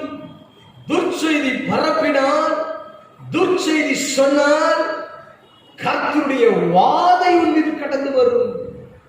அந்த வாதை உன்னை சாதாரணமாய் விடாது. வேதம் சொல்லுகிறது அவர்கள் வாதையினால் செத்தார்கள் என்று வேதம் சொல்லுகிறது. எனக்கு அருமையான தேவ பிள்ளைகளை அறிந்து கொள்ள வேண்டும். சூழ்நிலைகள் எப்படி இருந்தாலும் சரி, விசுவாச வார்த்தையை சொல்ல வேண்டும். இங்கு 10 பேர் விசுவாச வார்த்தையை சொல்லவில்லை, பயத்தின் வார்த்தைகளை சொன்னார்கள். துர்ச்செய்தியை அந்த 6 லட்சம் புருஷர்களுக்குள்ளே, அந்த பெரும் தொகையான இஸ்ரவேல் ஜனங்களுக்குள்ளே இவர்கள் சொன்னது என்ன? துர்ச்செய்தியை பரப்பிக் கொண்டிருந்தார்கள். கர்த்தர் விட்டாரா? விடல. அவர்கள் வாதையினால் செத்தார்கள். என கருமையான தேவ பிள்ளைகள், அப்ப அறிந்து கொள்ள வேண்டும். நம்முடைய பார்வைக்கு சூழ்நிலைகள் வித்தியாசமாய் இருக்கும். பார்வைக்கு ஒரு பெரிய காரியமாய் இருக்கும். இதை எப்படி சாதிக்க போகிறோம், இதை எப்படி மேற்கொள்ள போகிறோம் என்று சொல்லி பல காரியங்கள் இருக்கலாம். ஆனால் சூழ்நிலை எப்படி இருந்தாலும் விசுவாச வார்த்தையை சொல்ல வேண்டும். அப்படி விசுவாச வார்த்தையை சொல்லும் பொழுது தேவன் ஜெயத்தை கொடுக்கிறவராய் இருக்கிறார். எனக்கு அருமையான தேவ பிள்ளைகளை, அந்த 2 பேர் சொன்னார்கள், அவர்களை மேற்கொள்ளுவோம். அதுதான் விசுவாச வார்த்தை. அவர்களை ஈஸியா மேற்கொள்ளுவோம், எளிதாய் ஜெயித்துக் கொள்வோம் என்று சொல்றாங்க பாருங்க. 10 பேர் இருதயம் வேற, 2 பேர் இருதயம் விசுவாசத்தை சார்ந்து கொண்டிருக்கிறது. அப்ப என்ன? நம்முடைய வாயினால நாம் துர்ச்செய்தியை பரப்புகிற பிள்ளைகளாய் இருக்க கூடாது. எனக்கு அருமையான தேவ பிள்ளைகள், இந்த லெட்டர் எழுதுவது பாருங்க, எல்லா பிள்ளைகளும் லெட்டர் எழுதுவாங்க. இப்பதான் எல்லாம் செல்போன் அப்படின்னு வந்துருச்சு. அந்த நாட்கள் எல்லாரும் சொல்லுவாங்க, ஒரு கடிதம் தான் எழுதுவாங்க. அந்த கடிதம் எழுதும் பொழுது பாத்தீங்கன்னா, நலம் நலமறிய ஆவல் அப்படின்னு போடுவாங்க. நான் இங்கு நலம், நீ அங்கு நலமா இப்படி எழுதுவாங்க. இல்லை என்றால் இங்கு நீ நலம், அங்கு நான் நலமா என்று சொல்லி எழுதுகிற பல காரியங்களை பார்த்திருக்கிறோம். ஆரம்பத்தில் எழுதும் போது என்ன செய்வாங்க? நலம் நலமறிய ஆவல் என்று எழுதிட்டு அப்புறமா சொல்லுவாங்க, எல்லாம் நல்லாதான் இருக்கிறாங்க எல்லாம் சொல்லிட்டு அப்புறமா சொல்லுவாங்க, அம்மாவுக்கு இந்த பிரச்சனை, அப்பாவுக்கு இந்த வியாதி, எல்லாம் எப்படி இருக்குன்னு சொல்லுவாங்க. அப்ப என்னன்னா, ஆரம்பத்தில் அவங்க சொல்ற ஒரு காரியம் பாருங்க, நன்மையான ஒரு காரியத்தை சொல்லுகிறார். அப்ப என்ன? ஒரு விசுவாசமான ஒரு வார்த்தையை தேவ பிள்ளைகள் உபயோகிக்கிற பிள்ளைகளாக இருக்க வேண்டும். அப்ப என்ன? உங்கள் வாயிலிருந்து வருகிற வார்த்தை நற்செய்தியா இருக்கிறதா, இல்லை என்றால் துர்ச்செய்தியா இருக்கிறதா? நீ யாருக்கு விரோதமாய் துர்ச்செய்தி சொல்லி இருந்தாலும் சரி, யாருக்கு விரோதமாய் துர்ச்செய்தியை பரப்பபடி எத்தனித்திருந்தாலும் சரி, அறிந்து கொள், கர்த்தருடைய வாதை பக்கத்தில் இருக்கிறது. அந்த வாதை உன் அருகில் இருக்கிறது என்பதை அறிந்து கொள்ள வேண்டும். நீ என்றைக்கு மனம் திரும்புகிறாயோ, என்றைக்கு தேவ சமூகத்தில் ஒப்பு கொடுத்து ஆண்டவரே என்னை மன்னியும் என்று சொல்லுகிறாயோ, கர்த்தர் இறங்குகிறவராய் இருக்கிறார். அறிந்து கொள்ள வேண்டும். என கருமையான தேவ பிள்ளைகள், 2 ராஜாக்களின் புஸ்தகம் 4வது அதிகாரம், 2 ராஜாக்களின் புஸ்தகம் 4வது அதிகாரம் 26வது வசனத்தை வாசிக்க கேட்போம். நீ அவளுக்கு எதிர்கொண்டு ஓடி, நீ சுகமா இருக்கிறாயா? உன் புருஷன் சுகமா இருக்கிறானா? இங்கு எலிசா தீர்க்கதரிசி அந்த பெண்ணை விசாரிக்கிற காரியம் பாருங்க. நீ அவளுக்கு எதிர்கொண்டு ஓடி, நீ சுகமா இருக்கிறாயா? உன் புருஷன் சுகமா இருக்கிறானா? அந்த பிள்ளை சுகமா இருக்கிறதா என்று அவளிடத்தில் கேள் என்றார். அவளிடத்தில் கேள் என்றான். அவள் சுகம்தான் என்றாள். நல்லா கவனிக்கணுங்க. இப்ப எலிசா தீர்க்கதரிசியுடைய விசாரிப்பு, இப்பொழுது விசாரிப்பு நடைபெறுகிறது. இந்த விசாரிப்புல பாருங்க, அவள் தெளிவாய் விசாரிக்கிற ஒரு காரியம், நீ சுகமாய் இருக்கிறாயா? உன் புருஷன் சுகமாய் இருக்கிறானா? உன் பிள்ளை சுகமாய் இருக்கிறதா என்று கேட்க. அல்லேலூயா. ஆனால் நடைபெற்ற காரியம் என்ன தெரியுமா? நாம் அறிந்து கொள்ள வேண்டும். எனக்கு அருமையான தேவ பிள்ளைகளை, வாசிக்க கேட்போம் 21ஆம் வசனத்திலிருந்து. அப்பொழுது அவள் ஏறி போய் அவனை தேவனுடைய மனுஷன் கட்டிலின் மேல் வைத்து, தேவனுடைய மனுஷனுடைய கட்டிலின் மேல் வைத்து, யாரை வைத்து? தீர்க்கதரிசி வாக்கு கொடுத்து பிறந்ததான ஒரு பிள்ளை இப்பொழுது மரித்து போய்விட்டது. இந்த பெண்ணுடைய பிள்ளை மரித்து போய்விட்டது. மரித்து போன பிள்ளையை தீர்க்கதரிசி வந்து தீர்க்கதரிசி வந்து தங்குகிறதான அந்த வீட்டிலே ஒரு மேல் அறை ஒதுக்கப்பட்டிருந்தது. அந்த மேல் அறையில அப்படி வைக்கப்பட்டிருக்கிறதான தீர்க்கதரிசி உபயோகப்படுத்துகிறதான அந்த கட்டிலின் மேலே மரித்து போன அந்த மகனை அவள் வைத்து விட்டு யாரை பார்க்க வந்திருக்கிறான்? தீர்க்கதரிசியை பார்க்க வந்திருக்கிறான். இப்ப தீர்க்கதரிசி விசாரிக்கிறான், சுகந்தானா என்று சொல்லி இப்ப அவன் சொல்றான், சுகந்தான். அல்லேலூயா. பிள்ளை எங்க மரணத்தின் சூழ்நிலை, பிள்ளை மரித்து போய்விட்டது. மரித்து போன சடலத்தை வீட்டிலே தீர்க்கதரிசி உபயோகப்படுத்துகிற கட்டிலே வைத்து விட்டு வந்திருக்கிறாள். தீர்க்கதரிசி கேட்கும் பொழுது சொல்லுகிறாள், சுகந்தான். ஆம், எனக்கு அருமையானது. இதுதான் விசுவாச வார்த்தை. என்ன வார்த்தை வந்து பாருங்க, நற்செய்தி. துர்ச்செய்தி சொல்லவில்லை இவள். இன்னைக்கு நீங்களும் நானும் என்ன செய்திருப்போம் யோசித்து பாருங்க. பிள்ளையின் பக்கத்தில் உட்கார்ந்து அழுது கொண்டிருப்போம், பிள்ளையை கட்டி அணைத்து அழுது கொண்டிருப்போம், ஊரெல்லாம் கூட்டி உட்கார வச்சு ஓடமிட்டு இருப்போம், ஒப்பாரி வச்சிருப்போம். ஆனா இவ அதை செய்யல. நம்ம வீட்டுக்கு வந்து போற தீர்க்கதரிசி அவன் உபயோகப்படுத்துகிற கட்டிலின் மேல பிள்ளைய படுக்க வச்சுட்டு நேர ஓடி வந்தா பாருங்க தீர்க்கதரிசனம். எனக்கு அருமையான தேவ பிள்ளைகளை, கிருஷ்ணகிரி என்கிற பகுதியில கிருஷ்ணகிரி என்ற பகுதியில ஒரு குறிப்பிட்டதான ஒரு சபை ஒன்று உண்டு. மோசஸ் என்கிறதான ஒரு தேவனுடைய ஊழியக்காரர் ஊழியத்தை செய்து கொண்டிருக்கிறார். கந்திக்குப்பம் என்கிறதான ஒரு ஊர். அந்த இடத்திற்கு நான் ஊழியத்திற்காய் கடந்து போயிருக்கிறேன். அந்த குடும்பத்திலே அந்த போதகருக்கு திருமணமாகி பல ஆண்டுகள் ஆகியும் குழந்தை பாக்கியம் இன்னும் இல்லை. அப்பொழுது அவர்கள் இப்படியாய் ஜெபிக்கிறார்கள், ஆண்டவரே, இப்படி ஒரு மனுஷனை நாங்கள் ஊழியத்திற்கு அழைத்திருக்கிறோம். இந்த தீர்க்கதரிசி, இந்த மனிதன் எங்கள் வீட்டில் தங்குகிறது நிமித்தமாக எங்களுக்கு ஒரு ஆசீர்வாதம் உண்டாக வேண்டும் என்று சொல்லி கணவனும் மனைவியுமாக அவர்கள் ஜெபத்திலே ஜெபித்து இருக்கிறார். எனக்கு இதற்குரிய காரியங்கள் தெரியாது. அந்த இல்லத்திற்கு நானும் போனேன். 3 நாட்கள் கூட்டம் மகிமையாய் நடைபெற்றது. ஒரு விசேஷித்த அபிஷேகத்தை கர்த்தர் ஊற்றினார். அளவில்லாத ஒரு அக்கினி, அளவில்லாத ஒரு அசைவாடுதல், ஒரு பலத்த சக்தியின் மகிமை இறங்கி அசைவாடினார் ஆவியானவர். இதுவரை இல்லாத வகையில் ஒரு மகிமை நாங்கள் பார்க்க நேர்ந்தது. ஆனால் அவர்கள் இப்படியாய் ஜெபித்திருக்கிறார்கள். ஒவ்வொரு நாள் கூட்டத்தை நான் முடித்து என் அறைக்கு நான் வரும்பொழுது கிட்டத்தட்ட மணி 2 அல்லது 3 மணி ஆகும். 6:30 மணிக்கு ஆரம்பித்த கூட்டம், அந்த கூட்டம் முடிந்து என் அறைக்கு நான் வரும்பொழுது 2:30 அல்லது 3 மணி கிட்ட ஆகும். அவ்வளவு நேரம் மீட்டிங் நடக்கணும். யோசித்து பாருங்க, அப்ப எப்பேற்பட்ட மகிமை இறங்கி இருக்கு.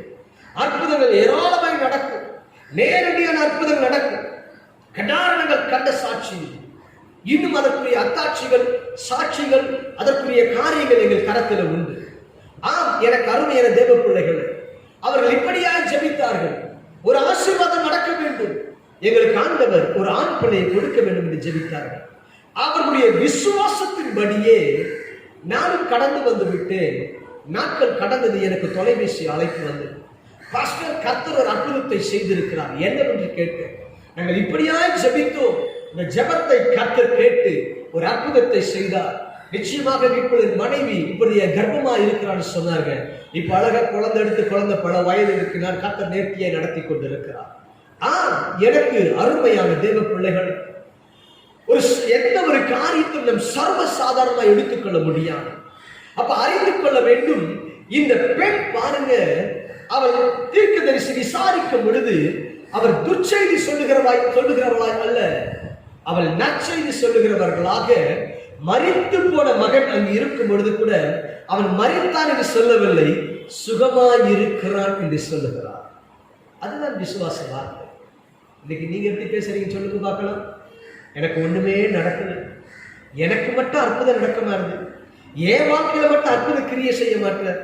ஒரு சகோதரர் இப்படியாய் சொன்னார், பாஸ்டர், ஆண்டவர் கொஞ்சம் ஓரக்கண்ணில் என்னை பார்த்தா கூட நான் ஆசீர்வதிக்கப்பட்டேன்னு சொன்னார். நான் அவரை பார்த்து சொன்னேன், என் தேவன் நேர்த்தியாய் பார்க்கிறவர் தான், நீ கொஞ்சம் ஓரக்கண்ணில் அவரை பார்த்தாலும் அவர் உன்னை ஆசீர்வதித்து விடுவார். ஹல்லேலூயா.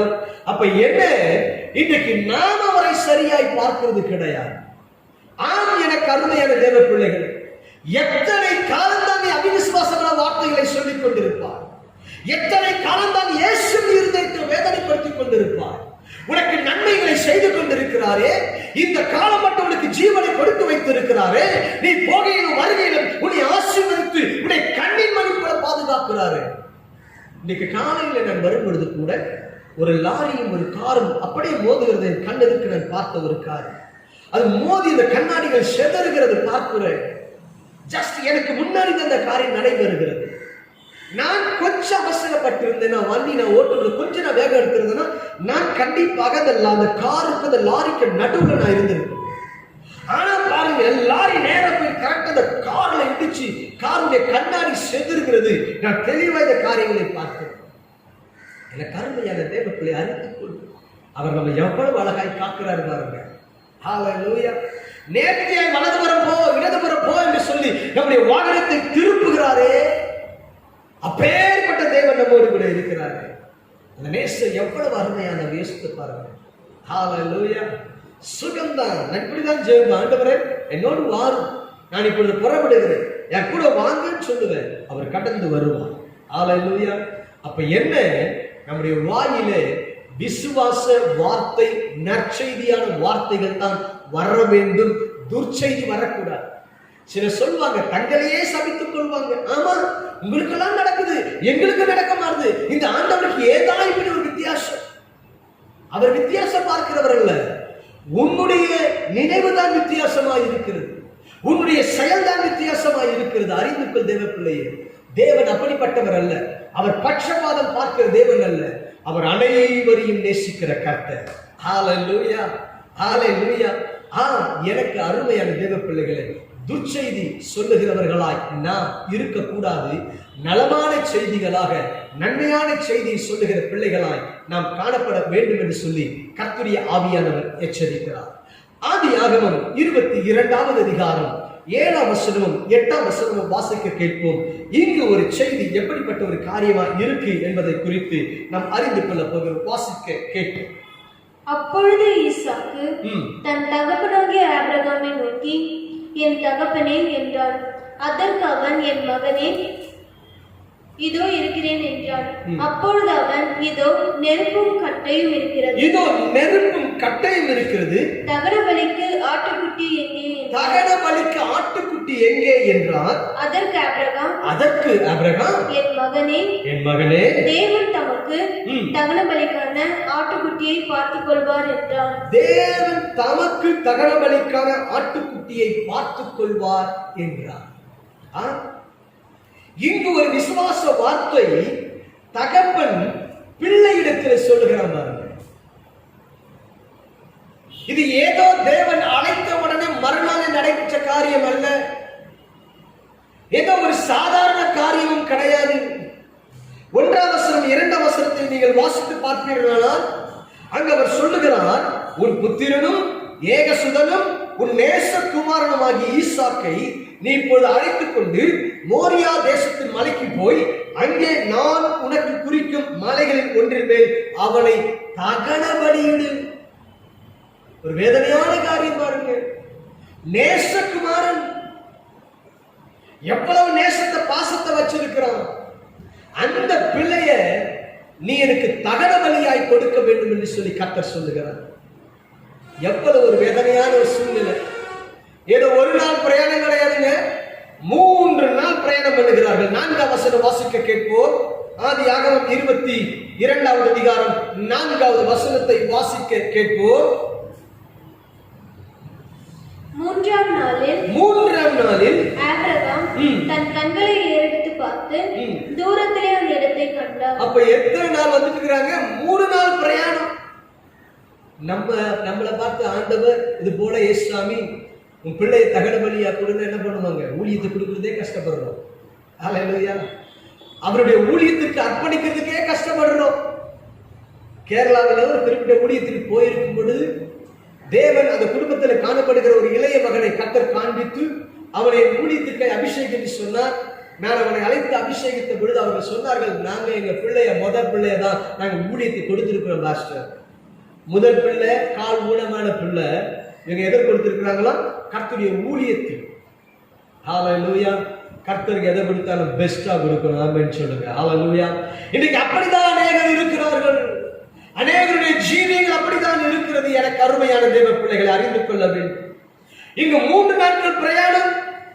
நாம என்ன பண்ணிருப்போங்க? அவ்வளவுதான். மகன் ஈசாக்கை 1000 முத்தம் கொடுத்திருப்போம். அப்பப்ப ஈசாக்கை பிடிச்சு அழுது இருப்போம்.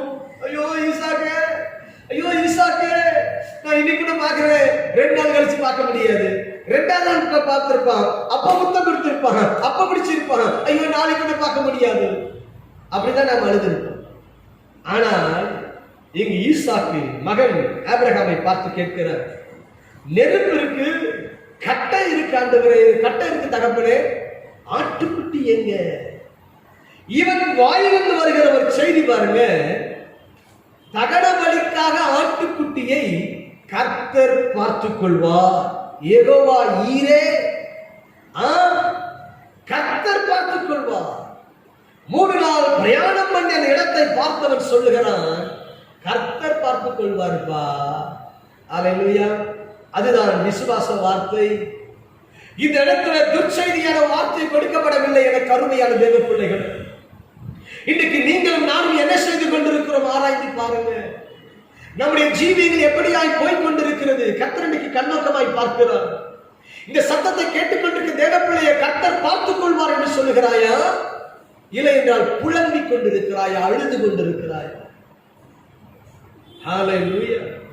உங்களுக்கு விரோதமான தீமையான பேச்சுகள், தீமையான காரியங்கள், நயவஞ்சகமான ஆலோசனைகள், சதி திட்டங்கள் எழுமினாலும் சரி, கர்த்தர் பார்த்துக் கொள்வார் என்று சொல்லுங்க.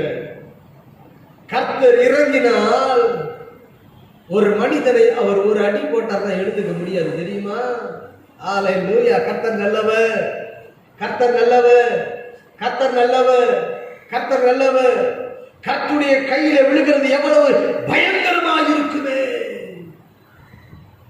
அவருடைய கோபத்திலே சிக்கிக் கொள்ள முடியாது.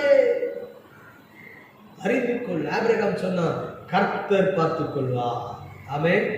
அவன் விசுவாச வார்த்தையின்படியே கர்த்தர் பார்த்துக் கொண்டார் ஆட்டுக்குட்டி. எனக்கு அருமையான தேவ பிள்ளைகள், அப்படியானால் நாம் துர்ச்செய்தி சொல்லுகிற பிள்ளைகளாய் இருக்கக்கூடாது. எனக்கு அருமையான தேவ பிள்ளைகள், 2 சாமுவேலின் புத்தகம் 1ஆவது அதிகாரம் 4ஆம் வசனத்தை வாசிக்க கேட்போம். தாவீது அவனை பார்த்து நடந்த செய்தி என்ன சொல் என்று கேட்டதற்கு, நடந்த செய்தி, இங்க ஒரு செய்தி, நடந்த செய்தி என்ன சொல் என்றால், அவன் ஜனங்கள் யுத்தத்தை விட்டு முறிந்தோடி போனார்கள். ஜனங்களில் அநேகம் பேர் விழுந்து மடிந்து போனார்கள். சவுலும் அவர் குமாரனாகிய யோனத்தானும் மடிந்தார்கள். இங்கு சவுலும் யோனத்தானும் மடிந்து போனார்கள் என்கிற ஒரு துர்ச்செய்தி வருது. இந்த செய்தியை கேட்ட உடனே தாவீது மிகவும் வேதனைப்படுகிற ஒரு சூழ்நிலை. வேதம் சொல்லுகிற 12ஆம் வசனத்தை வாசித்து பார்த்தால், சவுலும் அவன் குமாரனாகிய யோனத்தானும் கர்த்தருடைய ஜனங்களும் இஸ்ரவேல் குடும்பத்தாரும் பட்டயத்தாலே விழுந்தபடியினாலே புலம்பி அழுது சாயங்காலம் மட்டும் உபவாசமாய் இருந்தார் என்று வேதம் சொல்லுகிறது. நற்செய்தி வரும் என்று பார்த்தால் ஒரு துர்ச்செய்தி வந்தது. ஹalleluya. நீ ஆவிக்குரிய பிள்ளையா, உன் வாயிலிருந்து நற்செய்தி மட்டுமே வர வேண்டும். துர்ச்செய்தி என்றைக்கு வரக்கூடாது.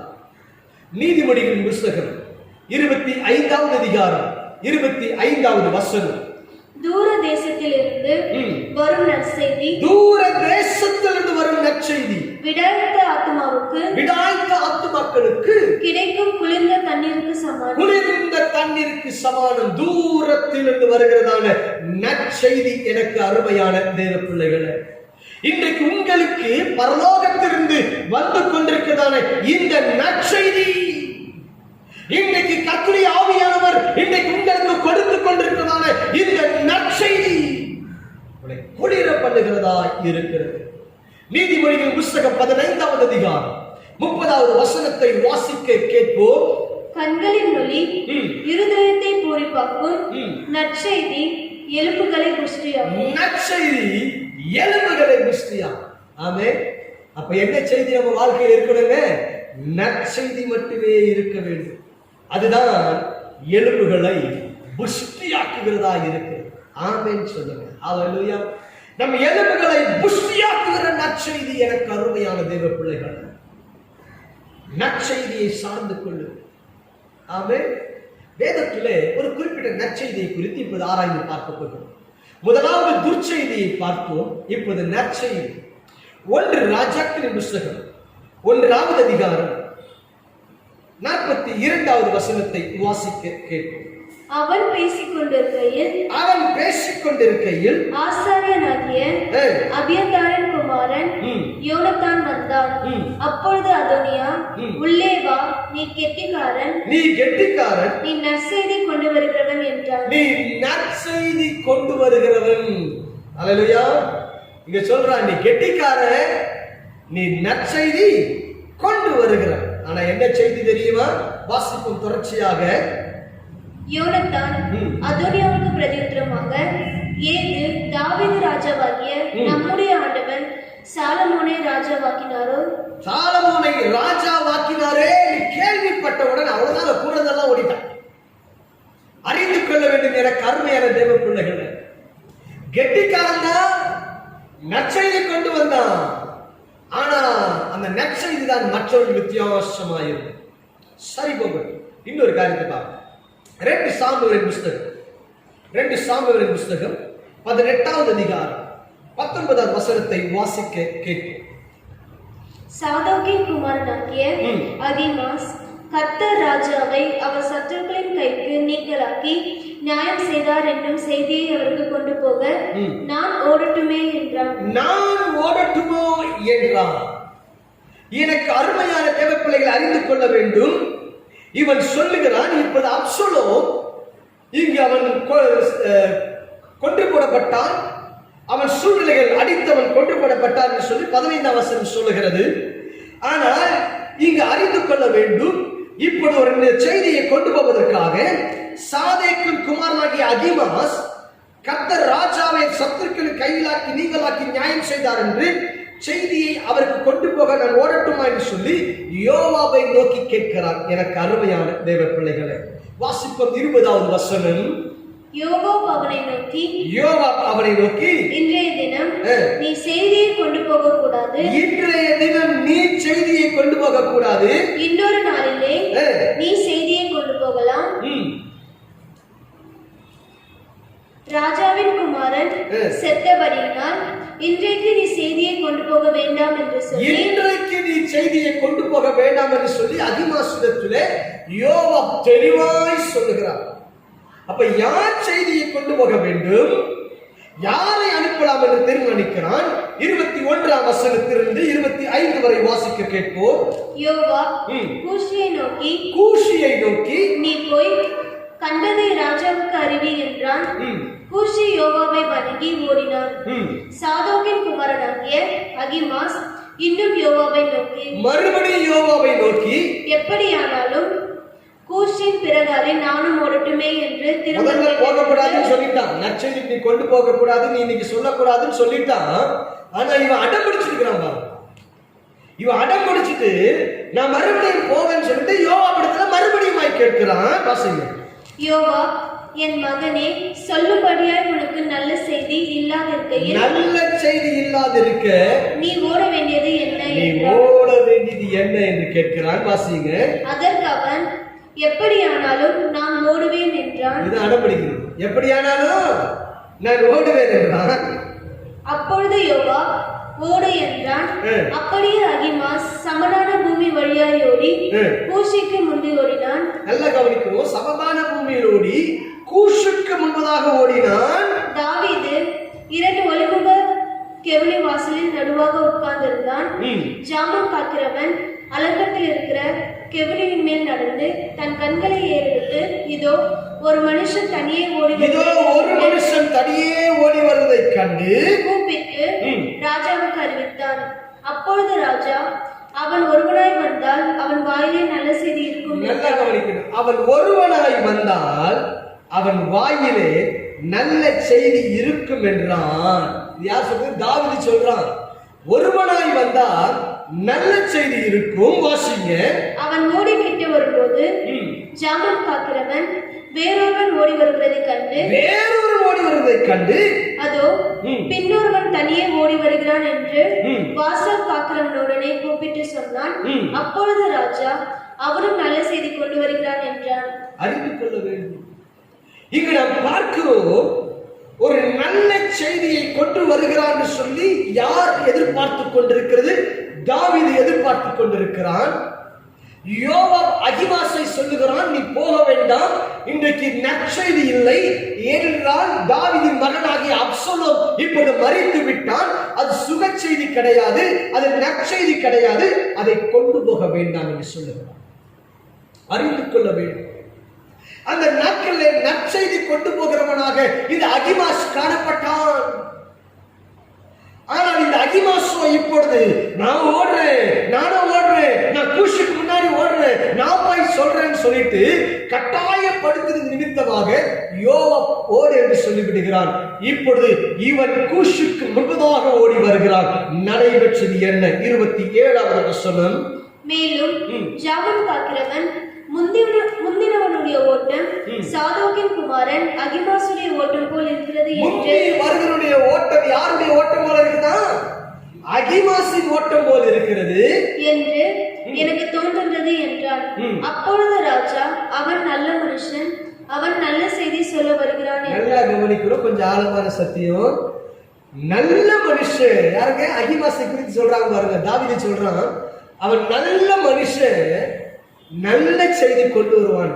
நல்ல சர்டிபிகேட் கொடுக்கிறாங்க ராஜா. அவன் நல்ல மனுஷன், நல்ல செய்தி கொண்டு வருவான். உங்களை குறிச்சு அப்படிதான் ஆண்டவர் சர்டிபிகேட் கொடுப்பார். அல்லேலூயா. நல்ல மனுஷன், நல்ல செய்தி கொண்டு வருவான். தேவனை எதிர்பார்ப்பு. நடைபெற்றது என்ன? வாசிப்போம். 31வது வசனம். இதோ ஒரு நிமிஷம். 29வது வசனம் வாசிக்க கேட்போம். அப்பொழுது ராஜா பிள்ளையாண்டானாகிய அப்சலோம் சுகமா இருக்கிறானா என்று கேட்டதற்கு அகிமாஸ் யோவாப் ராஜாவின் வேலைக்காரனையும் உம்முடைய அடியானையும் அனுப்புகிற போது ஒரு பெரிய சந்தடி இருக்கிறது, ஒரு பெரிய சந்தடி இருந்தது, ஆனாலும் அது இன்னதென்று தெரியாது என்றான். இப்போ வேகமா ஓடுறேன்னு சொன்னா பாருங்க அகிமாசுங்க. நான் கூஷுக்கு முன்னாடி நான் போறேன், அவன் ஓடுறாங்க, நானும் ஓடுறேன்னு சொன்னா பாருங்க. ஓடி வந்தவன் விஷயமே தெரியாம வந்து நிக்கிறான். அல்லேலூயா. இப்ப கேட்கறான், என்ன செய்தின்னு கேட்கறான். என்ன தெரியல ராஜா, அங்க ஒரே சத்தமா இருந்தது, அவ்வளவுதான் சொல்றான். அல்லேலூயா. இத சொல்லவா வேகமா ஓடி வந்தான்? ஆனால் இவன் தான் நற்செய்தி அறிவிக்கிறவன், நல்ல செய்தியை கொண்டு வருகிறவன், நல்ல மனுஷன் என்று சொல்லி தாவீது ராஜாவால சர்டிபிகேட் பெற்றவன். இப்ப என்ன சொல்றான்? ஏதோ சத்தமா இருந்துச்சு, அதான் எனக்கு தெரியும். அல்லேலூயா. இன்னைக்கு நிறைய பேர் அப்படிதான் இருக்கிறோம். என்னவென்று அறிந்து கொள்வதில்லை. ஏதோ சொன்னாங்க, ஏதோ நடந்துச்சு, ஆமா ஏதோ பார்த்தேன், ஏதோ கேட்டேன், இதுதான் நம்ம சொல்லிட்டு இருக்கிறோம். அல்லேலூயா. அறிந்து கொள், நற்செய்தி கொண்டு வர வேண்டும். நடைபெற்ற காரியம் என்னமா? வாசிப்போம் தொடர்ச்சியாக. இதோ கூஷி வந்து ராஜாவாகிய என் ஆண்டவனே. அப்பொழுது 30வது வசனம். அப்பொழுது ராஜா நீ அங்கே போய் நில் என்றான். ஓரம் கட்டிட்டாரு பாருங்க. அல்லேலூயா. எவ்வளவு வேகத்தை காட்டினானோ, நான் ஓடுறேன், நான் பண்ணுவேன், நான் சாதிப்பேன், அப்படி இப்படின்னு சொன்னா பாருங்க. இவனுக்கு முன்னாடி வேகமாய் ஓடி வருகிற சூழ்நிலை நடைபெற்றது என்ன? அப்படி ஒரு ஓரமா நில்லு. ஏன் தெரியுமா? உங்ககிட்ட நற்செய்தி இல்லை. நல்ல மனுஷன் சர்டிபிகேட் பெற்றவன் இப்ப நற்செய்தி இல்லாதபடியினால ஓரம் கட்டப்பட்ட சூழ்நிலையில நின்று கொண்டிருக்கிறார். வாசிப்போம் தொடர்ச்சியாக. அவன் ஒரு பக்கத்தில் போய் நின்றான். இதோ கூஷி வந்து ராஜாவாகிய என் ஆண்டவனே, நற்செய்தி என்று கர்த்தர் உமக்கு விரோதமாய் எழும்பின எல்லாரின் கைக்கும் உம்மை நீங்களாக்கி நியாயம் செய்தார். இதுதாங்க செய்தி. நற்செய்தி சொல்றா பாருங்க. தேவன் உமக்கு நியாயம் செய்தார். அல்லேலூயா. ஆனா முதல்ல வந்து அகிமாஸ் என்ன சொன்னாங்க? ஏதோ சத்தம், ஏதோ ஒரு சந்தடி, அதான் நான் கேள்விப்பட்டேன், மற்றபடி ஒன்றும் தெரியாது. அங்க அப்சலோமுக்கு என்ன ஆச்சு, என்ன சூழ்நிலை ஒண்ணுமே தெரியாது. ஆனா ஏதோ சந்தடி ஏதோ ஒரு விஷயம் அப்படின்னா, ஆனா இவன் தான் விஷயத்தை கொண்டு வந்து நற்செய்தியை சொல்லுகிறான். கர்த்தர் உமக்கு நியாயம் தீர்ப்பார். அல்லேலூயா. அப்ப என்ன, அகிமாஸ் ஓடி வந்த ஓட்டம் இந்த இடத்துல வேஸ்ட் ஆச்சு. கூஷிக்கு முன்பதாக ஓடி வருகிறான். பாவம், வேகம் எவ்வளவு வேகமா இருந்திருக்கு பாருங்க. முன்பதாய் ஓடின கூஷிக்கு முன்பதாக அகிமாஸ் தன் வேகத்தை கூட்டி ஓடி வருகிறான். அப்ப அவ்வளவு வேகமா, அவ்வளவு பிரயாசமா தேவனோடு வாடுகிறேன், தேவனுக்காய் உழைக்கிறான், தேவனோடு கூட செயல்படுகிறேன் சொல்லி வேகமாய் ஓடி வந்தவனுடைய சூழ்நிலை ஓட்டம் வேஸ்ட் ஆச்சு. அல்லேலூயா. என கருமையான தேவ பிள்ளை அறிந்து இன்னைக்கு தேவன் எதிர்பார்க்கிறது என்ன தெரியுமா? நல்ல மனுஷனாய் நம்மை பார்க்கிறார். நம்முடைய வாயிலிருந்து நற்செய்தி வர வேண்டும் என்று பார்க்கிறார். நான் ஆண்டவராகிய இயேசு கிறிஸ்துவை ஏற்றுக்கொண்டிருக்கிறேன். நான் அவரை ஏற்றுக்கொண்டு கிட்டத்தட்ட 10 ஆண்டுகள் ஆகிறது, 15 ஆண்டுகள் ஆகிறது என்று சொல்லுகிறாயே. நீ ஆவிக்குரிய ஓட்டத்தை இப்படியாய் ஓடிக்கொண்டிருக்கிறாயே. அந்த ஆவிக்குரிய ஓட்டத்தில் நற்செய்தி அறிவிக்கிறாயா, இல்லை என்றால் துர்ச்செய்தியை அறிவித்துக் கொண்டிருக்கிறாய்? நீ துர்ச்செய்தி அறிவிக்கிற மனுஷியாய் இருப்பாயானால் உன் ஓட்டம் வேஸ்ட். எனக்கு ஒண்ணுமே தெரியல, ஏதோ சத்தம் சொல்றியா, வேஸ்ட். நீ இவ்வளவு காலம் நீ கர்த்தரை கண்டு வாழ்ந்தது வேஸ்ட். நீ நற்செய்தி அறிவிக்கிற தேவ பிள்ளையா இருக்கிற கர்த்தர் உன் வாழ்க்கையில நற்செய்தி எதிர்பார்க்கிறார், துர்ச்செய்தி அல்ல. எனக்கு அருமையான தேவ பிள்ளை, லூக்கான சுவிசேஷ புஸ்தகம் 2வது அதிகாரம் 10ஆம் வசனத்தை வாசிக்க கேட்கும். லூக்கான சுவிசேஷ புஸ்தகம் 2வது அதிகாரம் 10வது வசனம். தேவதூதன் அவர்களை நோக்கி பயப்படாதிருங்கள், இதோ எல்லா ஜனத்துக்கும் மிகுந்த சந்தோஷத்தை உண்டாக்கும் நற்செய்தியை உங்களுக்கு அறிவிக்கிறேன். என்ன செய்திங்க? மிகுந்த சந்தோஷத்தை உண்டாக்கும் நற்செய்தி. என்ன செய்தி? இயேசு பிறந்திருக்கிறார். ஐயா, இயேசு எனக்குள் பிறந்திருக்கிறார். அது எனக்குள் பிறந்த இயேசுவின் மூலமாய் எனக்குள் ஒரு சந்தோஷம் உண்டாயிருக்கிறது. அந்த சந்தோஷம் உனக்குள்ளவும் உண்டாயிருக்க வேண்டும். நற்செய்தி அறிவிக்கிறாயா? கர்த்தருடைய சுவிசேஷத்தை அறிவிக்கிறாயா? 2 நாளாகம புஸ்தகம் 7வது அதிகாரம் 9ஆம் வசனத்திலே அந்த ஒலிமுக வாசலில் காணப்படுகிற குஷ்டரோகி சொல்லுகிறார்கள், இது நற்செய்தி அறிவிக்கும் நாள் என்று சொல்லி. நீ யாராய் இருக்கிறாய்? அறிந்து கொள் தேவ பிள்ளையே. ஊழியத்தை குறித்தும் ஊழியனை குறித்தும் துர்ச்செய்தி பரப்பிக் கொண்டிருக்கிறாயா? அறிந்து கொள். இல்லையென்றால் எந்த விசுவாசியை குறித்து, எந்த மனுஷனை குறித்து நீ துர்ச்செய்தி பரப்பிக் கொண்டிருக்கிறாயா? நீ நற்செய்தி பரப்ப வேண்டும் என்று கர்த்தர் எதிர்பார்க்கிறார். அறிந்து கொள். உன்னை தொடுகிறவன் என் கண் மணியை தொடுகிறான் சொன்னாரே. அறிந்து கொள் தேவ ஜனமே. நற்செய்தியாகிய இயேசுவின் பிறப்பை சொல். இயேசு பிறந்தார், அவர் பிறந்தார், வளர்ந்தார், பாடுகளை பட்டார், ரத்தத்தை சிந்தினார். அந்த ரத்தம் என்னை கழுவி இன்றைக்கு நீதிமானை மாற்றி என்னை நிற்க வைத்திருக்கிறது. நீதிமான் வாயிலே அறிந்து கொள்ள வேண்டும், அவன் வீட்டிலே ரட்சிப்பின் கம்பீர சத்தம் துணிக்கும். நீதிமான் பாடி மகிழ்கிறான். இன்னைக்கு நீ என்ன பண்ற? கலகம் பண்றியா? அறிந்து கொள் தேவ பிள்ளையே. சத்தத்தை கேட்டுக்கொண்டிருக்க தேவ பிள்ளையை, கர்த்தருடைய வார்த்தை உனக்கு நேராய் வருகிறது. இது தீர்க்கதரிசியின் சத்தமாய் வருகிறது.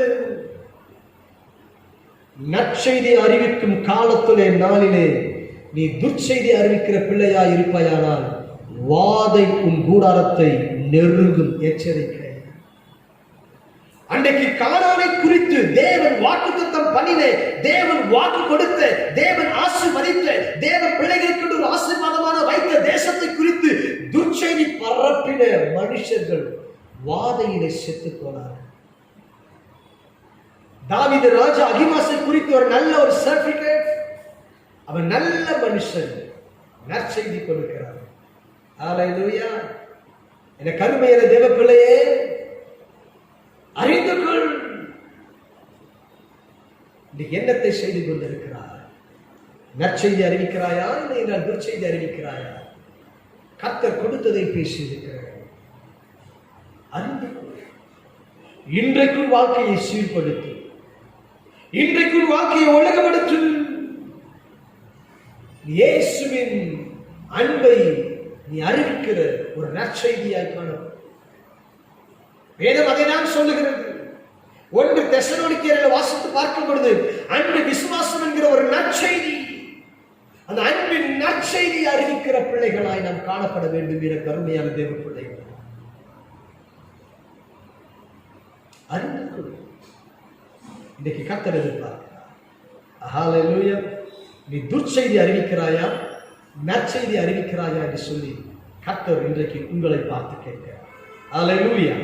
கர்த்தர் இந்த வார்த்தையின்படி உங்களை ஆசீர்வதிப்பாராக.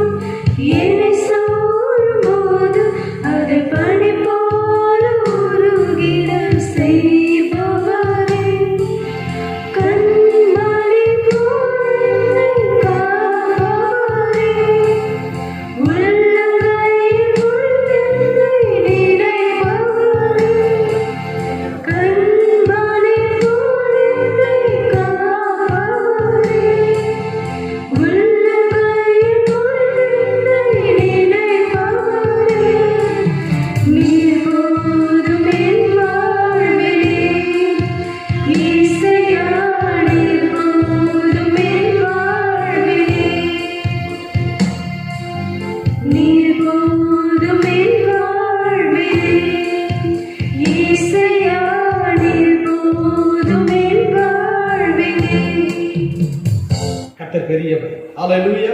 இப்பொழுது ஒரு கடைசியான ஜெபத்தை நான் ஏறெடுக்கிறேன். யாவரும் முழங்கால் படியிட்டு கர்த்தரை நோக்கி பாருங்க.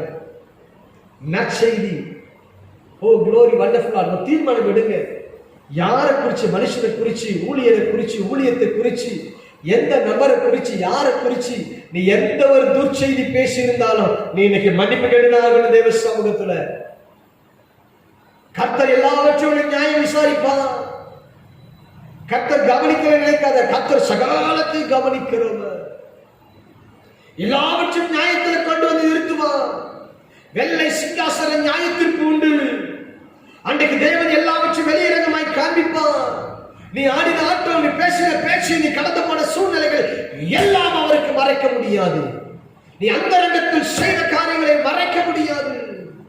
நீ அந்தரங்கத்தில் பேசி சதியோசனை பண்ணின காரியங்களை மறைக்க முடியாது. கர்த்தருக்கு முன்பதாக அறிந்து கொள் தேவ ஜனமே. இன்றைக்கு ஒப்புக்கொண்டு கர்த்தர் பேசுகிறார். Wonderful Jesus. உங்களுக்காக ஜெபிக்கிறேன். மகா இரக்கமும் கிருபையும் நிறைந்த நல்லான் உம்மை நாங்கள் துதிக்கிறோம், ஸ்தோத்தரிக்கிறோம். நேற்றும் இன்றும் என்றும் மாறாமல் எங்களோடு கூட ஜீவிக்கிற எங்கள் ஜீவனேஸ்வரே, எங்கள் அற்புதரே, இந்த செய்தியின் மூலமாக ஒவ்வொரு பிள்ளைகளை தொடுப்பா. இந்த நாள் முதற்கொண்டு நற்செய்தி அறிவிக்கிற பிள்ளைகளா இருக்கட்டும். யாரிடத்துல அவர்களை குறித்து இவர்களை குறித்து அவர்கள் இப்படி இவர்கள் இப்படி இது அதுன்னு சொல்லி வேண்டாத துர்ச்செய்தி பேசுகிற பிள்ளைகளா இருக்கக்கூடாது. அப்படி பேசுகிற வாய்களெல்லாம் இயேசுவின் நாமத்தினாலே அடைக்கப்படுவதாக கர்த்தர் இறங்குவீராக நான் ஜெபிக்கிறேன். வியாதியோடு பலவீனத்தோடு யார் பார்த்துக் கொண்டிருந்தார்கள் அற்புதத்தை இயேசு கிறிஸ்துவின் நாமத்தில் ஜெபிக்கிறோம் நல்ல பிதாவே, ஆமென், ஆமென். என் ஆத்துமாவே கர்த்தரை ஸ்தோத்திரி, என் முழு உள்ளமே பரிசுத்த நாமத்தை ஸ்தோத்திரி. என் ஆத்துமாவை கர்த்தரை ஸ்தோத்திரி, அவர் செய்த சகல உபகாரங்களை மறவாது. பிதாவாகிய தேவனுடைய கிருபை, குமாரனாகிய இயேசு கிறிஸ்துவின் அன்பு, பரிசுத்த ஆவியாருடைய அன்பினைக்கும் இன்றும் என்றும் சதா காலமும் நம் அனைவருடைய தங்கி தாபரிப்பதாக. ஆமென். God bless you.